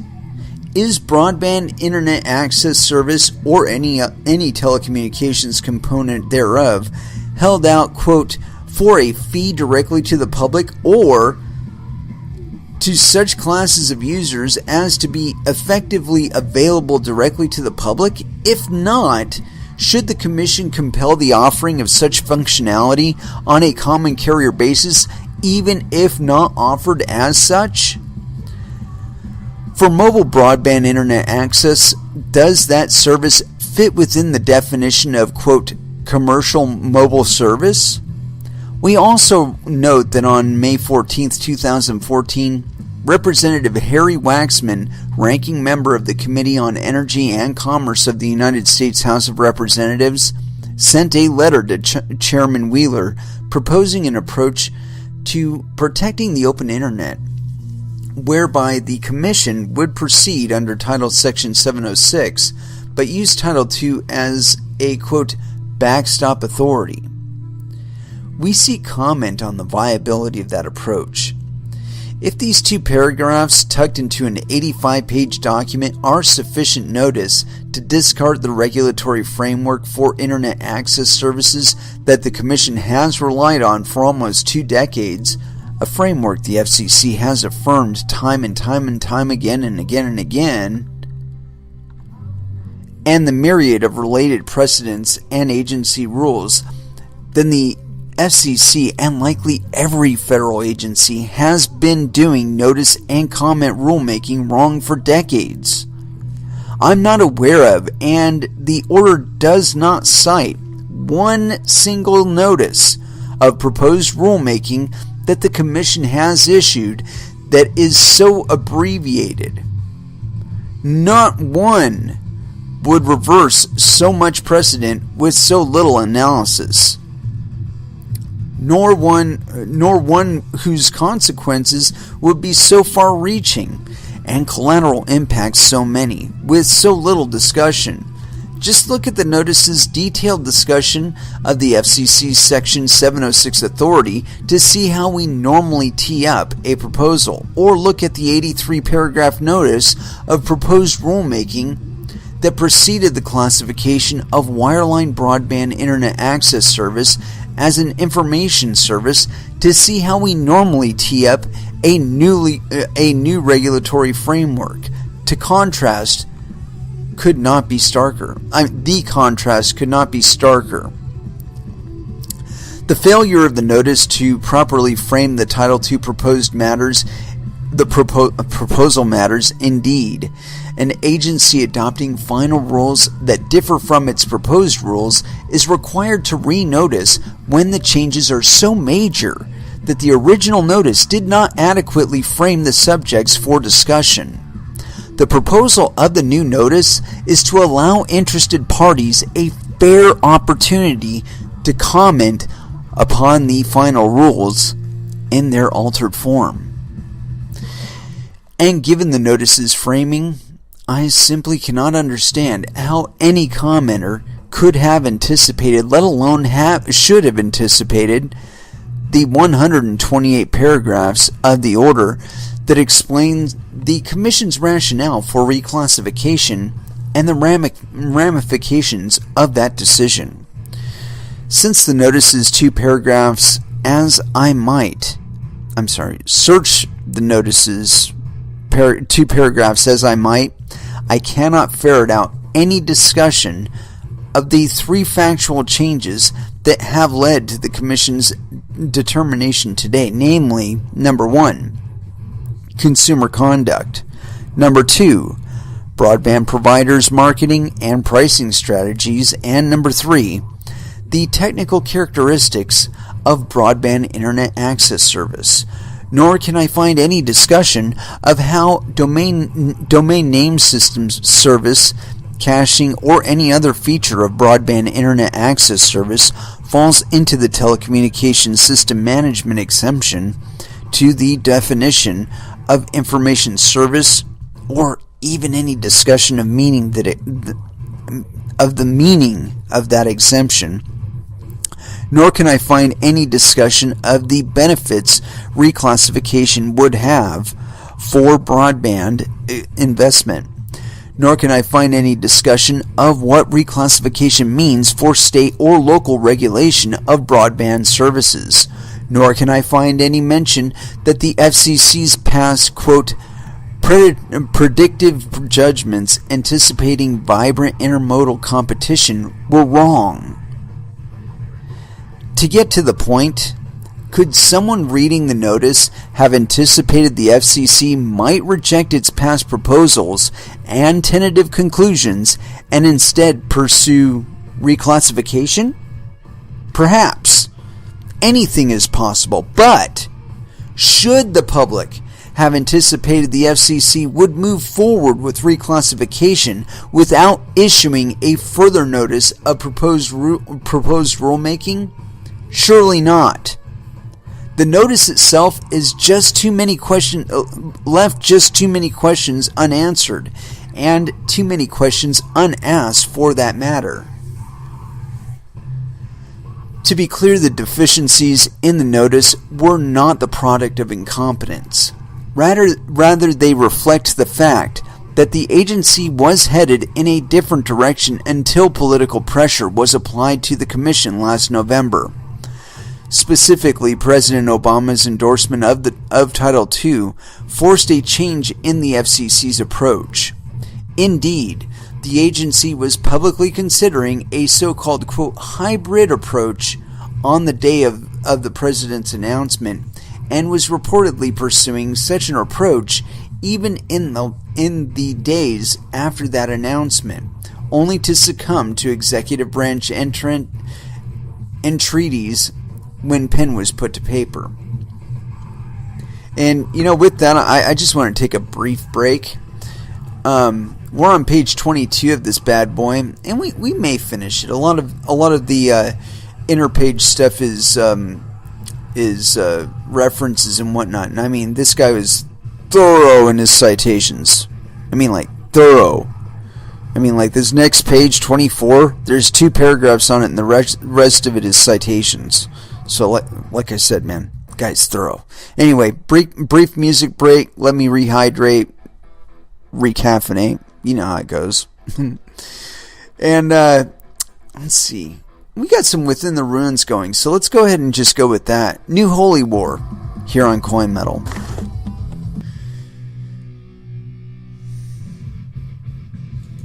And that was Metallica with Battery. If you weren't familiar with that song, I don't know, you must not have been mature or something. I don't know. But you need to be familiar with that song. It's an excellent song from an excellent album. Got us nice and pumped back up so we can dive back into this bad boy. And so far I'm in agreement with this guy. I don't know what y'all are bitching about with threatening this guy's life and shit. I mean, because he's on your side. Continuing on. But the Commission cannot credibly claim APA notice from the White House's November 10th YouTube announcement of President Obama's plan for a free and open internet. Although that announcement did, unlike the notice, propose reclassification under Title II, and did, again unlike the notice, propose, quote, bright line, no blocking, no throttling, and no paid prioritization rules. I can find no record of the FCC voting on that proposal, publishing it in the Federal Register, nor soliciting the public for comment. Nor, for that matter, can the order point to Chairman Wheeler's February 4th editorial on Wired.com explaining, quote, "This is how we will ensure net neutrality." Although that announcement did, unlike the notice, propose reclassification under Title II, and, again, unlike the notice, propose, quote, bright line, no blocking, no throttling, and no paid prioritization rules. I, again, can find no record of the FCC voting on that proposal, publishing it in the Federal Register, nor soliciting the public for comment.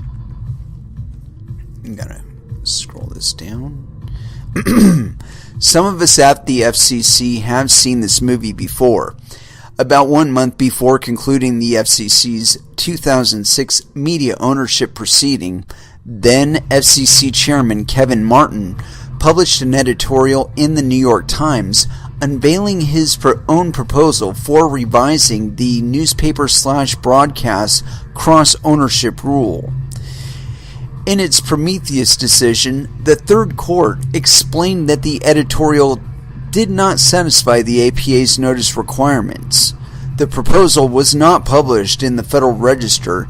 The views expressed were those of one person and not the Commission, and the Commission voted days after substantive responses were filed, allowing little opportunity for meaningful consideration of the responses before the final rule was adopted. It then went on, although it was clear from several Commission notices taken together that the Commission was planning to overhaul its approach to the newspaper/broadcast cross-ownership. They did not contain enough information about what it was planning to do, or if the options it was considering to provide the public with a meaningful opportunity to comment. Until Chairman Martin's November 2007 personal op-ed/press release, the public did not know even what options he was considering, let alone the Commission. If anything, Chairman Martin provided more notice than has been offered in this proceeding. There he made public the exact text of his proposal, newspaper/broadcast cross-ownership rule. Here, the details of the chairman's complex proposal have remained shrouded in mystery. Indeed, it was widely reported that the Commission strongly considered seeking additional comment because of the notice problems. In an email sent to the press, a quote Commission spokeswoman, described a blog post that Chairman Wheeler published just hours after President Obama called for reclassification and said, quote, "The chairman said in his statement last Monday that there is more work to do and substantive legal questions to answer."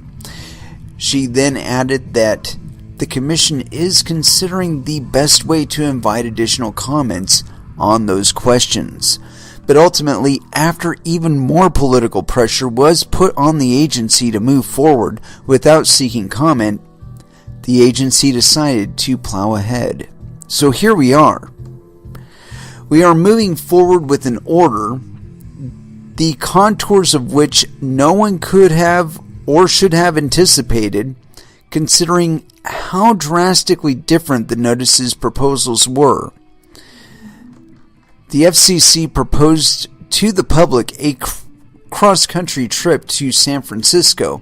Only after the car was on the road did the public realize the agency was taking it to Boston.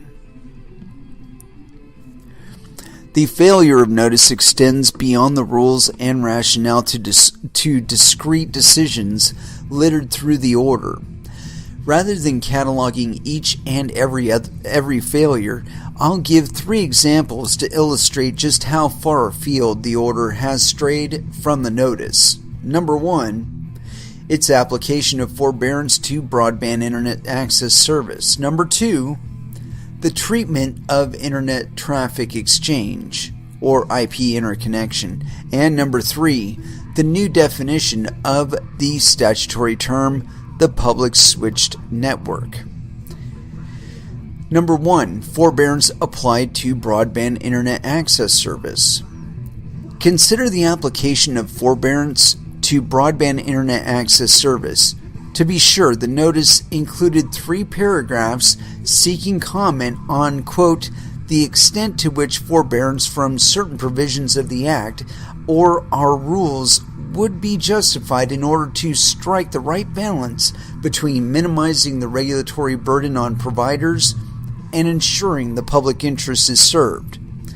asked whether forbearance should differ for mobile broadband services, and identified 6 sections of Title II that might be excluded from forbearance.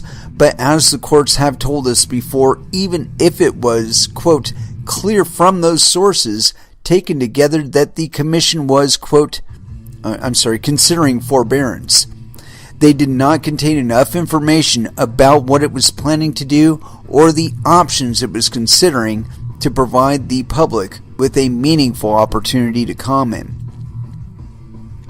For one, the order's forbearance decisions are expansive, encompassing at least 49 separate decisions. The order decides, for example, that sections 201 in part, 202 in part, 206, 207, 208, 209, 214E, 216, 217, 222, 224, including subsection E, 225, but not subparagraph D, 3B, 229, 230, 251A, 2, 254, but not the first sentence of the subsection D, nor subsections G or K, 255, 257, 276, and 309B and D1 of the Communications Act will apply to broadband internet access service. That's 20 separate subsections that will apply in whole or part, 14 more than mentioned in the notice. The order then goes on to temporarily forbear in whole or part from applying 15 sections and to permanently forbear in whole or part from 14 more. And that's just the provisions of the Act. The order also forbears from some of the Commission's rules, applies others, forbears from conducting certain further rulemakings, and commits to commencing still others. To suggest that any party could have or should have anticipated the Byzantine dictates that the order takes 103 paragraphs over 62 pages to explain, based on 3 high-level paragraphs in the notice, is simply implausible. For another, no party could have anticipated the Commission's rationale for forbearing from some provisions but not others based on the notice.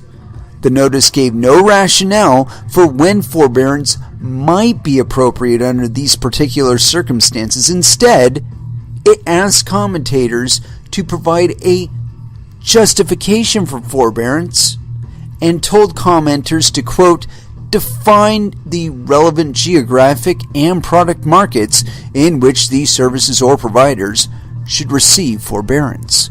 In other words, this isn't even a case where the agency has, quote, simply proposed a rule and stated that it might change that rule without alerting any of the affected parties to the scope of the contemplated change or its potential impact and rationale or any other alternatives under consideration. Here, the notice proposed nothing at all and asked commenters for forbearance proposals. And the order now adopts some, but not all of those proposals, using a rationale never before explained. The, quote, logical outgrowth doctrine does not extend to a final rule that finds no roots in the agency's proposal because something is not a logical outgrowth of nothing. And to put it lightly, this isn't how forbearance usually works. When the Commission has previously forborne as a part of rulemaking, the underlying notice has sought specific comment on whether the FCC should forbear from applying a particular statutory provision to a particular class of carriers and has specified why such forbearance may be appropriate. Indeed, when the FCC first applied forbearance to commercial mobile services, it commenced commenced that proceeding with a detailed notice of proposed rulemaking that examined its new forbearance authority under Section 332C1A. It explained how the Commission's view of competition affected its forbearance analysis, and it offered rationales for forbearing or not forbearing from each statutory provision. The standard for petitioners seeking forbearance is equally high. Petitions must identify, quote, each statutory provision, rule, or requirement for which forbearance is sought, and each geographic location, zone, or area from which forbearance is sought. Must contain facts and argument which, if true and persuasive, are sufficient to meet each of the statutory criteria, and must offer a full statement of the petitioner's prima facie case for relief.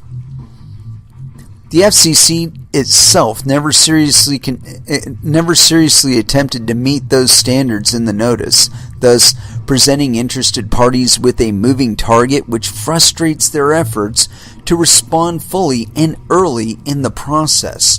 Or, as one party to this proceeding put it, quote, in essence, the Commission is asking the public to shadowbox with itself. Number 2, Internet Traffic Exchange, also known as IP interconnection.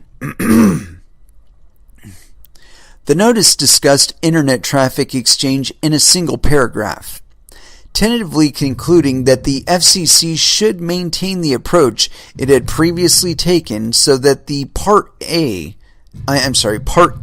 quote, open internet rules would not apply to the exchange of traffic between networks, whether peering, paid peering, content delivery network connection, or any other form of inter-network transmission of data, as well as provider-owned facilities that are dedicated solely to such connection. Today, the order follows through on that tentative conclusion and concludes the application of the Part 8 rules to Internet Traffic Exchange, quote, is not warranted. But the order then goes quite a bit further and adopts, quote, regulatory backstop prohibiting common carriers from engaging in unjust and unreasonable practices, subjecting Internet Traffic Exchange arrangements like those mentioned immediately above, sections 201, 202, on a case-by-case basis. With this authority, the Commission can order an Internet service provider, quote, to establish physical connections with other carriers, to establish through routes and charges for applicable thereto, and establish and provide facilities and regulations for operating such routes. In other words, the order classifies Internet Traffic Exchange as a Title II telecommunications service in everything but name. The notice proposed nothing like this. As one commenter has observed, quote, nowhere did the Commission remotely indicate that it was considering classifying the distinct wholesale Internet Traffic Exchange services that ISPs provide to other network owners as Title II telecommunications services.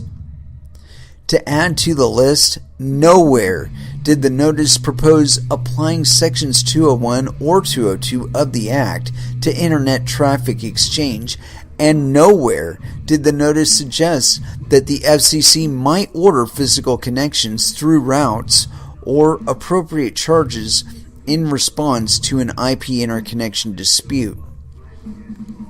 And when the Commission adopted the notice, the chairman himself disclaimed that Internet Exchange Traffic Exchange would be part of this proceeding. Quote, separate and apart from this connectivity is the question of interconnection, peering, between the consumer's network provider and the various networks that deliver to that ISP. That is a different matter that is better addressed separately. Today's proposal is all about what happens on the broadband provider's network and how the consumer's connection to the internet may not be interfered with or otherwise compromised. When the chairman of the commission, the agency's chief executive officer, says that the proposal is, quote, all about something other than interconnection, why should parties have anticipated the opposite? To claim, as the order does, that these are just, quote, regulatory consequence flowing from other decisions in the order is no defense. Not once in the notice did the Commission suggest that Internet traffic exchange was a, quote, component of broadband Internet access service, as the order now claims. If anything, the notice disclaimed that notion tentatively, concluding, quote, to retain the definition of broadband Internet access service from the 2010 Open Internet Order without modification. As the notice stated, the rules based on that definition were not intended to affect existing arrangements for network interconnection and did not apply beyond the limits of a broadband provider's control over the transmission of data or from its broadband customers. The notice then confirmed that any edge provider facing service it recognized would include the flow of internet traffic on the broadband provider's own networks and not how it gets to the broadband provider's networks. Nor can the order plausibly claim that numerous submissions in the record illustrate that the Commission gave interested parties adequate notice of the Title II-based backstop adopted here. Although many parties discussed Internet traffic exchange during the comment period, they did so because the notice asked if the FCC should change course and apply the Part 8 rules to IP interconnection, a proposal the order squarely rejects today. The submissions during the comment period say nothing about a Title II-based backstop, and even a cursory review of those filings shows that no party anticipated the approach the order now adopts. 3. Redefining the public switched network. Consider the order's new definition for the statutory term, the public switched network. As background, Section 332 of the Communications Act bars the FCC from treating any mobile service, such as mobile broadband internet access service, as a telecommunications service unless that mobile service is interconnected with the public switched network. By redefining the term public switched network to include services that use IP addresses, the order argues that mobile broadband internet access service now meets the definition for commercial mobile service and thus can be treated as a telecommunications service. But the notice never proposed a new definition for the public switched network. Appendix A of the notice did not include such a definition in the list of proposed rules. The text of the notice did not seek comment on redefining the term. Indeed, the notice never even mentioned the term the public switched network or the portion of the FCC rule that currently defines it. Instead, the new definition came from Vonage Holdings Corp. in its comments 2 full months after the Commission adopted the notice. Although the Commission can address comments in the record and must respond to significant ones, the agency, quote, must itself provide notice of a regulatory proposal. Having failed to do so, it cannot bootstrap notice from a comment.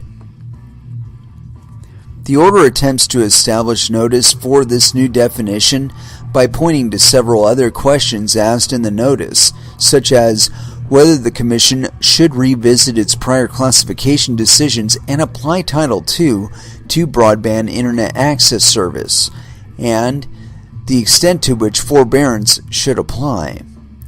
If the Commission were to classify mobile Internet Access Service as a CMRS, service subject to Title II, but even the most specific question the order points to, does mobile broadband Internet access service fit within the definition of commercial mobile service, falls short of putting the public on notice, since that question takes the definition of commercial mobile service and hence public switch network as a given.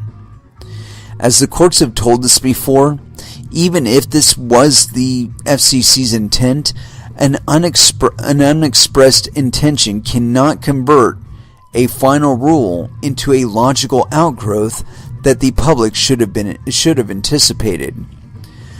Notably, the order relies on these same passages as providing notice that the FCC would amend its rules to define mobile broadband Internet access as the functional equivalent of a commercial mobile service. But again, the notice never proposed to amend this rule. Appendix A of the notice did not include any change to this rule in the list of proposed rules. And the text of the notice did not mention the term functional equivalent even once in the content of classifying mobile broadband Internet access service, nor does the notice anywhere mention the FCC rule that delineates the framework that the agency has long used to determine whether a service is a functional equivalent of a commercial mobile service. Yet today's order fashions and applies a novel and entirely different framework for doing so. With the notice silent on all of these points, the first filing to address, quote, functional equivalency came 32 days after the comment period had closed on the notice, following a private meeting between FCC officials and the CTIA. And just as the Commission cannot bootstrap notice from a comment, it cannot use ex parte meetings to inform select members of the public of the Commission's thinking and then claim notice from such meetings. The Administrative Procedure Act's notice and comment provisions were intended to ensure a robust debate among all parties, not just those invited to participate.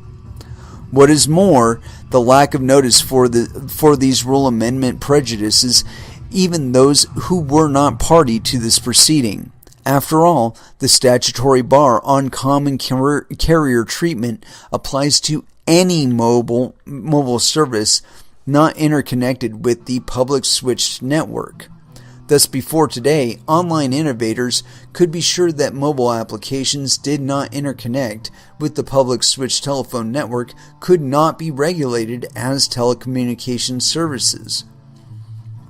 That statutory safe harbor is now gone, even though the FCC never alerted those innovators that such a change could be coming.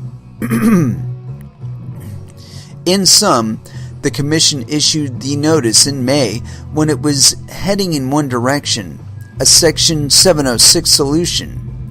It shifted course in November after the President urged the agency to implement a very different plan, a reclassification regime. Rather than following the proper procedure and issuing a further notice, the FCC charged ahead at the behest of activists who were suspicious of the Commission's commitment to their cause and thus demanded that agency adopt rules without delay. That is not what the Administrative Procedure Act demands, nor what the American people deserve. The legal flaws with this order are not limited to improper procedures. They extend into substance as well. One of the most basic of those flaws is the FCC's determination that it can reclassify broadband Internet access service as a Title II telecommunications service. Neither the text of the Communications Act nor our precedent condones such a decision, and while the order invokes changed circumstances to justify its reversal of course, the cited circumstances are neither changed nor otherwise adequate to justify applying Title II to broadband internet access services. In short, this discussion is unlawful. Start with the text of the Communications Act and then specify the term information service, which was added through the Telecommunications Act of 1996. Congress defined the term to mean, quote, the offering of a capability for generating, acquiring, storing, transforming, processing, retrieving, utilizing, or making available information via telecommunications and includes electronic publishing, but does not include any use of any such capability for the management, control, or operation of a telecommunication system or the management of a telecommunications service. Internet access service comfortably fits within this framework. Can an ISP's subscriber generate, store, and make available information via telecommunications? Of course. Internet users do that every day on Facebook. Can a subscriber acquire, retrieve, and process information via telecommunications? Yes. Just check out Google Translate. Can such a subscriber transform and utilize information via telecommunications? Absolutely. Bitcoin. Just try one of the internet's hundreds of video editing sites. Would such a subscriber have these capabilities without internet access service? Obviously not. Indeed, Congress itself called on the Commission to treat internet access service as an unregulated information service elsewhere in the Communications Act. Section 230 established the policy of the United States to preserve the vibrant and competitive free market that presently exists for the Internet and other interactive computer services, unfettered by federal or state regulation. That section went on to define, quote, interactive computer service as, quote, any information service provider that provides or enables computer access by multiple users to a computer server, including specifically a service or system that provides access to the Internet. In other words, Congress directly addressed the question of whether an ISP offered an information service and answered with a resounding yes. So it is no wonder that every time the Commission has previously confronted the question of whether an internet access service is an information service, it has answered yes. And it is no wonder that when the Supreme Court reviewed the FCC's determination that broadband internet access service over cable facilities was an information service, that decision went unchallenged. And I think that's an appropriate place to pause or stop off for this evening. And that was on page 33. There really wasn't much more to it. I actually, you know what? I'm going to go ahead and finish this page because a lot of it's citations after this. So we'll continue on until the end of the page. Let's see here. Where's it? Unchallenged. Number 1, the Stevens Report. The Commission's first major decision in this regard, 1998's Stevens Report, is particularly instructive regarding why. That report came at the behest of Congress to review the definitions of information service and telecommunications service, along with the application of those definitions to mixed or hybrid services, including with respect to internet access.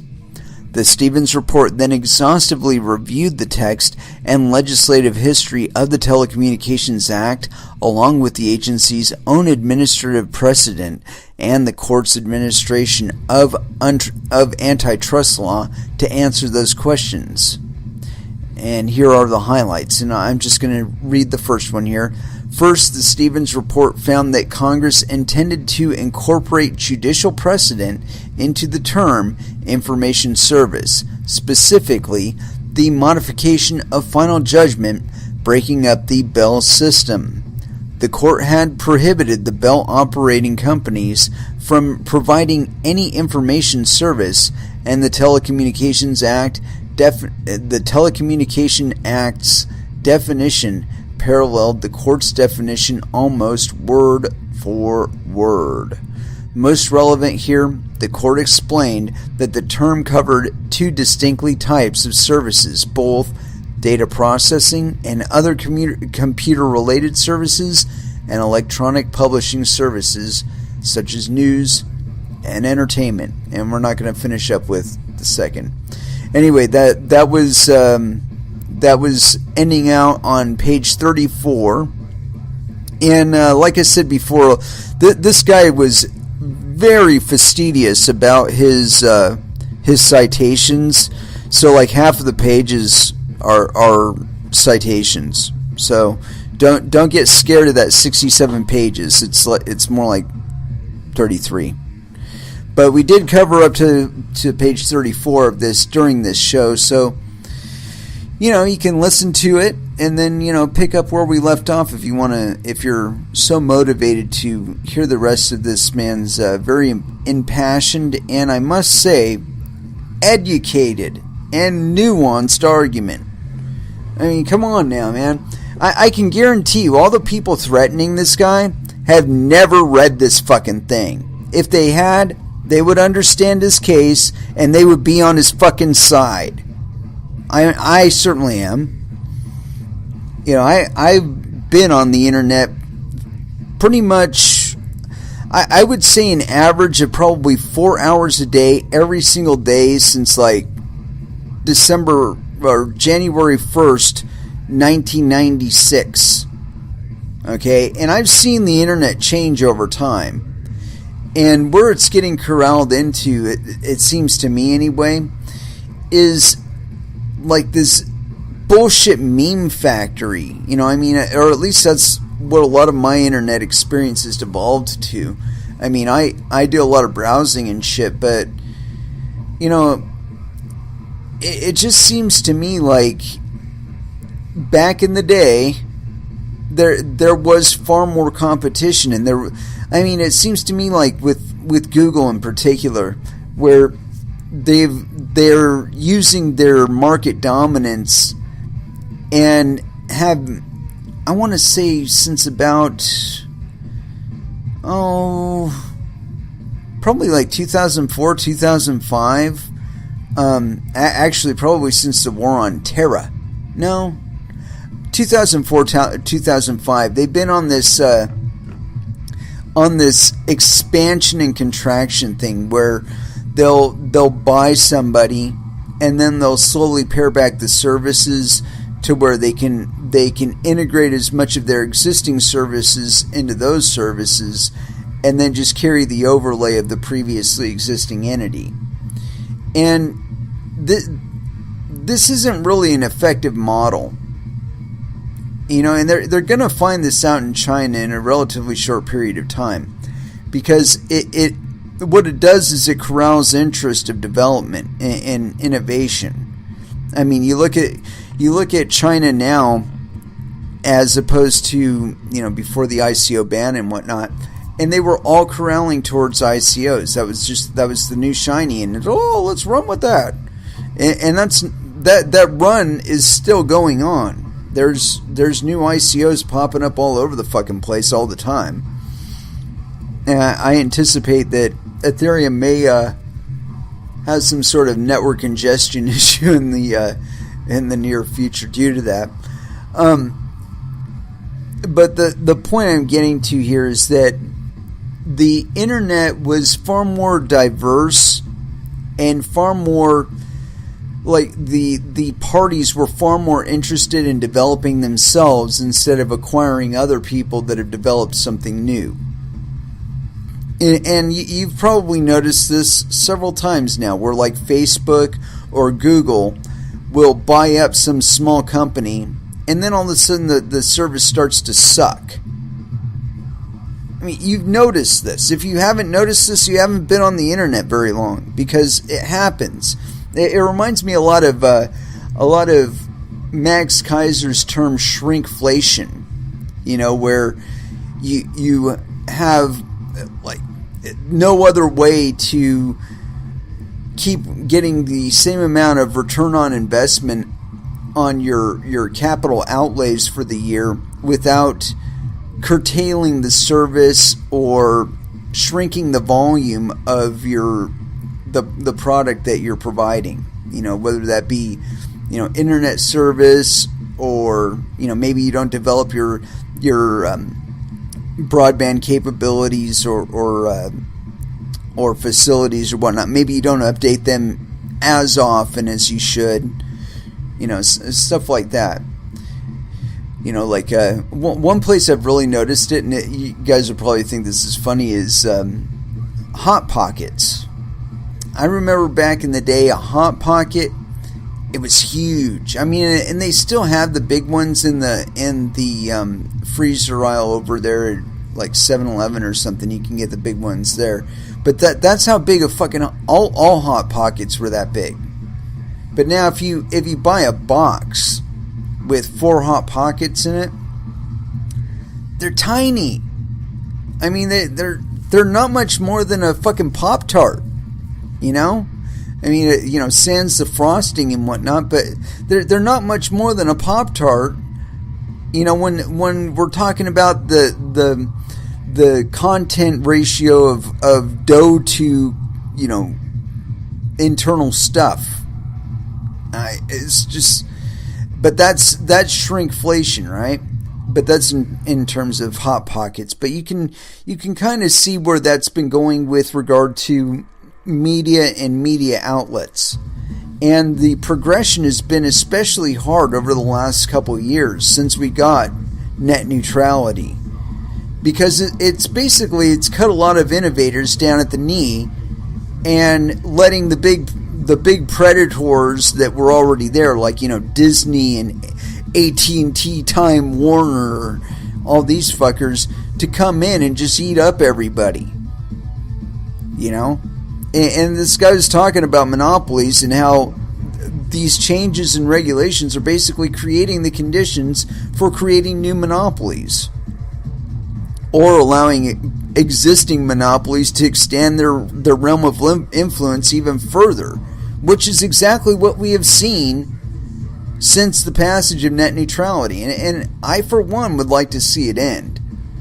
I would like to see the whole realm of competition expand significantly and give these guys a fucking kick in the balls. Man, we're dragging ass. We're like 30th in the fucking nation for internet speeds, or 30th in the planet for internet speeds, or some shit like that. It's terrible. We create like I want to say probably 80% of the fucking content out there, and means to transmit it to one another, but we don't get to enjoy that. We don't get to enjoy the full fruits of the innovations that we're creating here in the United States. And I find that offensive.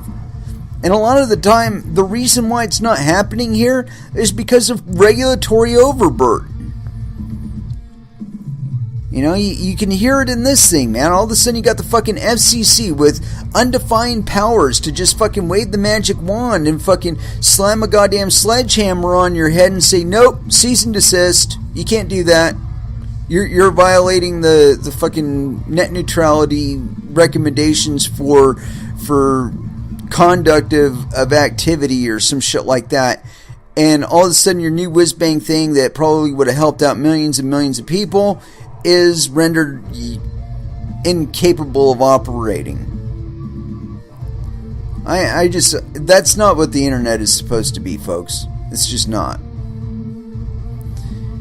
I'm against regulatory intrusion, and you know what? I'm going to go just slightly over just to throw this one in on you, because I put this one up on my Facebook, or not my Facebook, my Twitter, and I enunciated the fact that Wells Fargo is a bank that has been in existence almost as long as America has been in existence.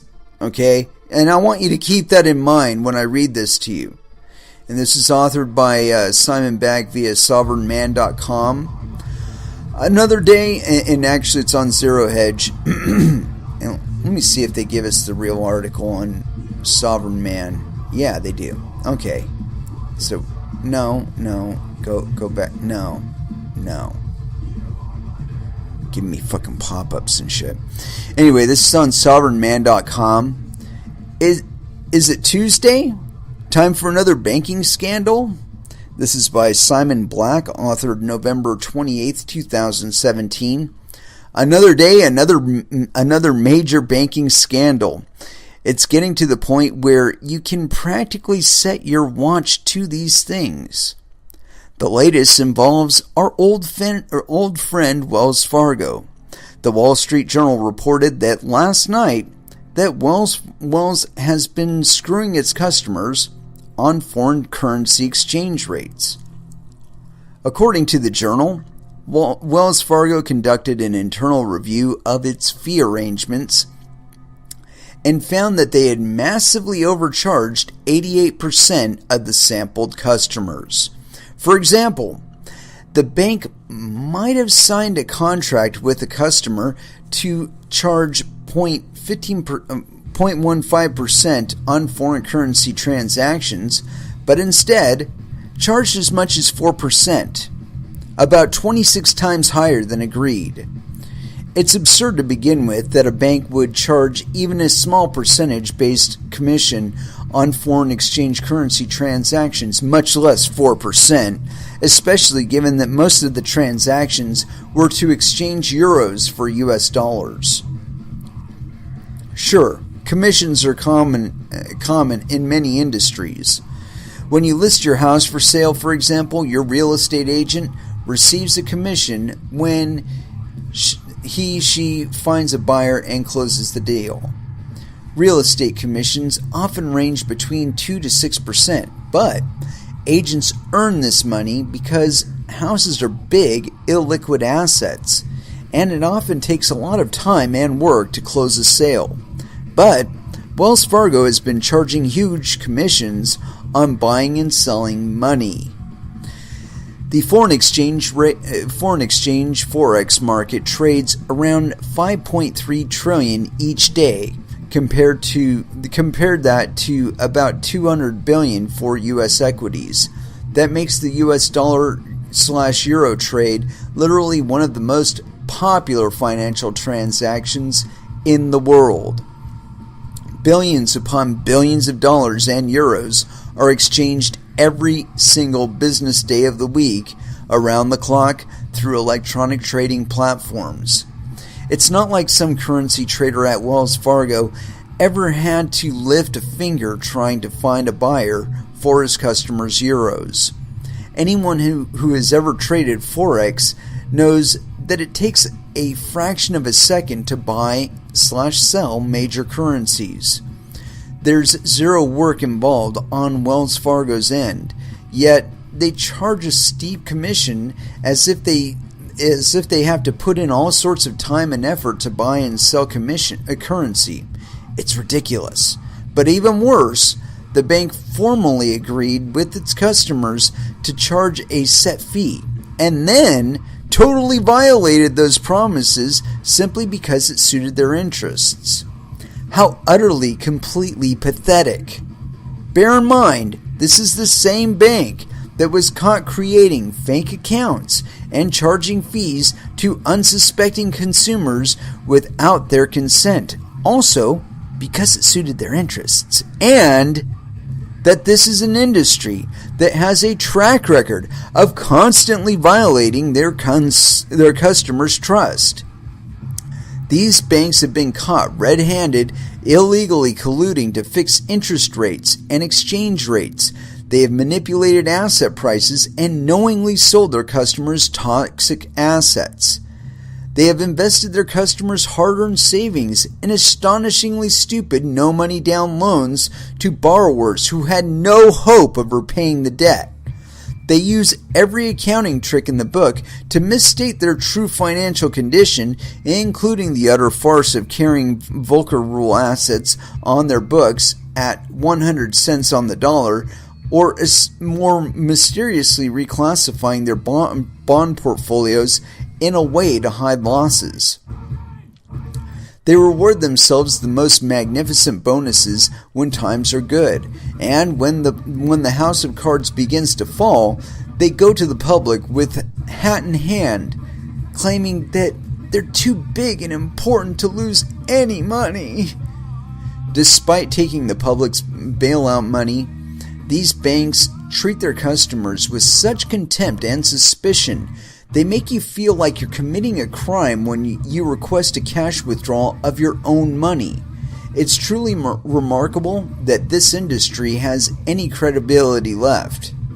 The good news is that it won't last. Banks no longer have a monopoly on finance. Technology already makes it possible to conduct just about any transaction you need outside of the banking system. You can deposit and withdraw funds, borrow money, exchange currency, invest your savings, pay bills, transfer funds, make online payments, etc. with cryptocurrencies, peer-to-peer platforms, and various blockchains. And these technologies are often better, faster, and cheaper than the traditional banking system. History tells us that technology almost invariably puts entrenched interests out of business. E-commerce is obliterating traditional retail. Digital media is destroying print media. And it is only a matter of time before crypto finance displaces the banking system. Whether or not you think Bitcoin is a bubble at $10,000, it's still worth understanding the enormous potential and opportunities of what these technologies can provide, because the alternative of dealing with Wells Fargo isn't that attractive.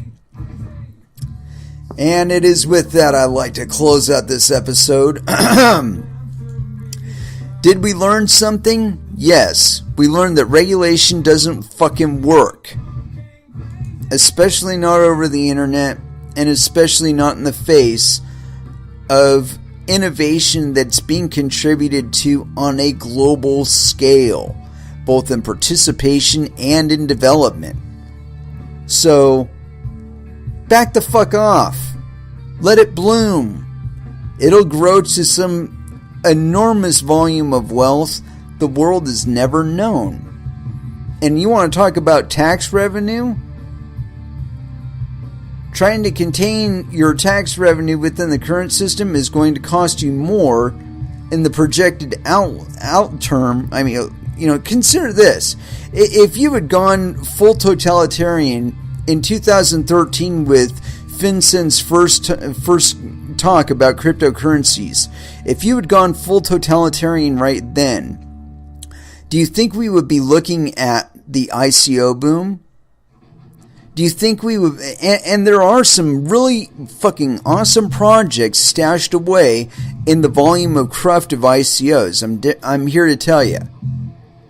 Finding them and knowing which ones they are, that's up to you as the investor to figure out. But I can guarantee you this. No government regulation is going to make that decision any easier for you, nor is it going to make the players any more legitimate. There's going to be just as many buttfuckers out there tomorrow as there are today, and no amount of rules, no number of rules is going to change the volume of buttfuckers that are out there to get your fucking butt. That's all there is to it. They exist. The way you fight buttfuckers is you provide them with enough legitimate opportunities to conduct business, i.e. you stay the fuck out of their business. And after a while, they aren't trying to circumvent you because you're just not in their way to circumvent. And they will generate more motherfucking wealth than you know what to do with. So back the fuck off. Anyway, let's go ahead and close this thing out. We will be back again on Friday. And until then, you'll be able to find me on Telegram and on Twitter. I'm usually talking shit on Twitter. You'll be able to find me in IRC as well under the Verge IRC channel. And so until Friday, I want y'all to trade safe, because goddamn, that's a steep fucking cliff you're climbing these days with Bitcoin.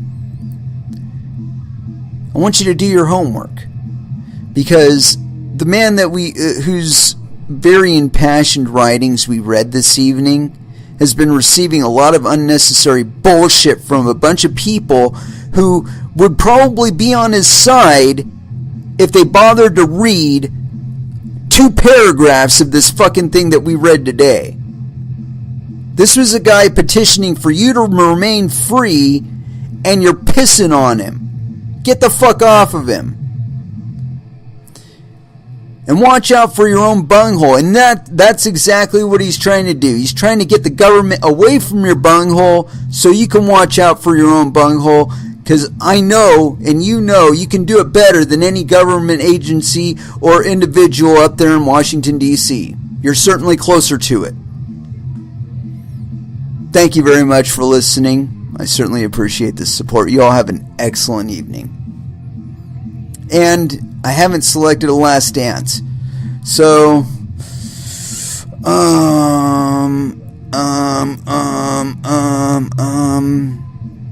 take it in hand. No. Where is it? There's another one that I want for that. Damn it, where is it? For dear life. Where the fuck? Here we go. For Dear Life by Prong. Last Dance. Y'all have an excellent evening.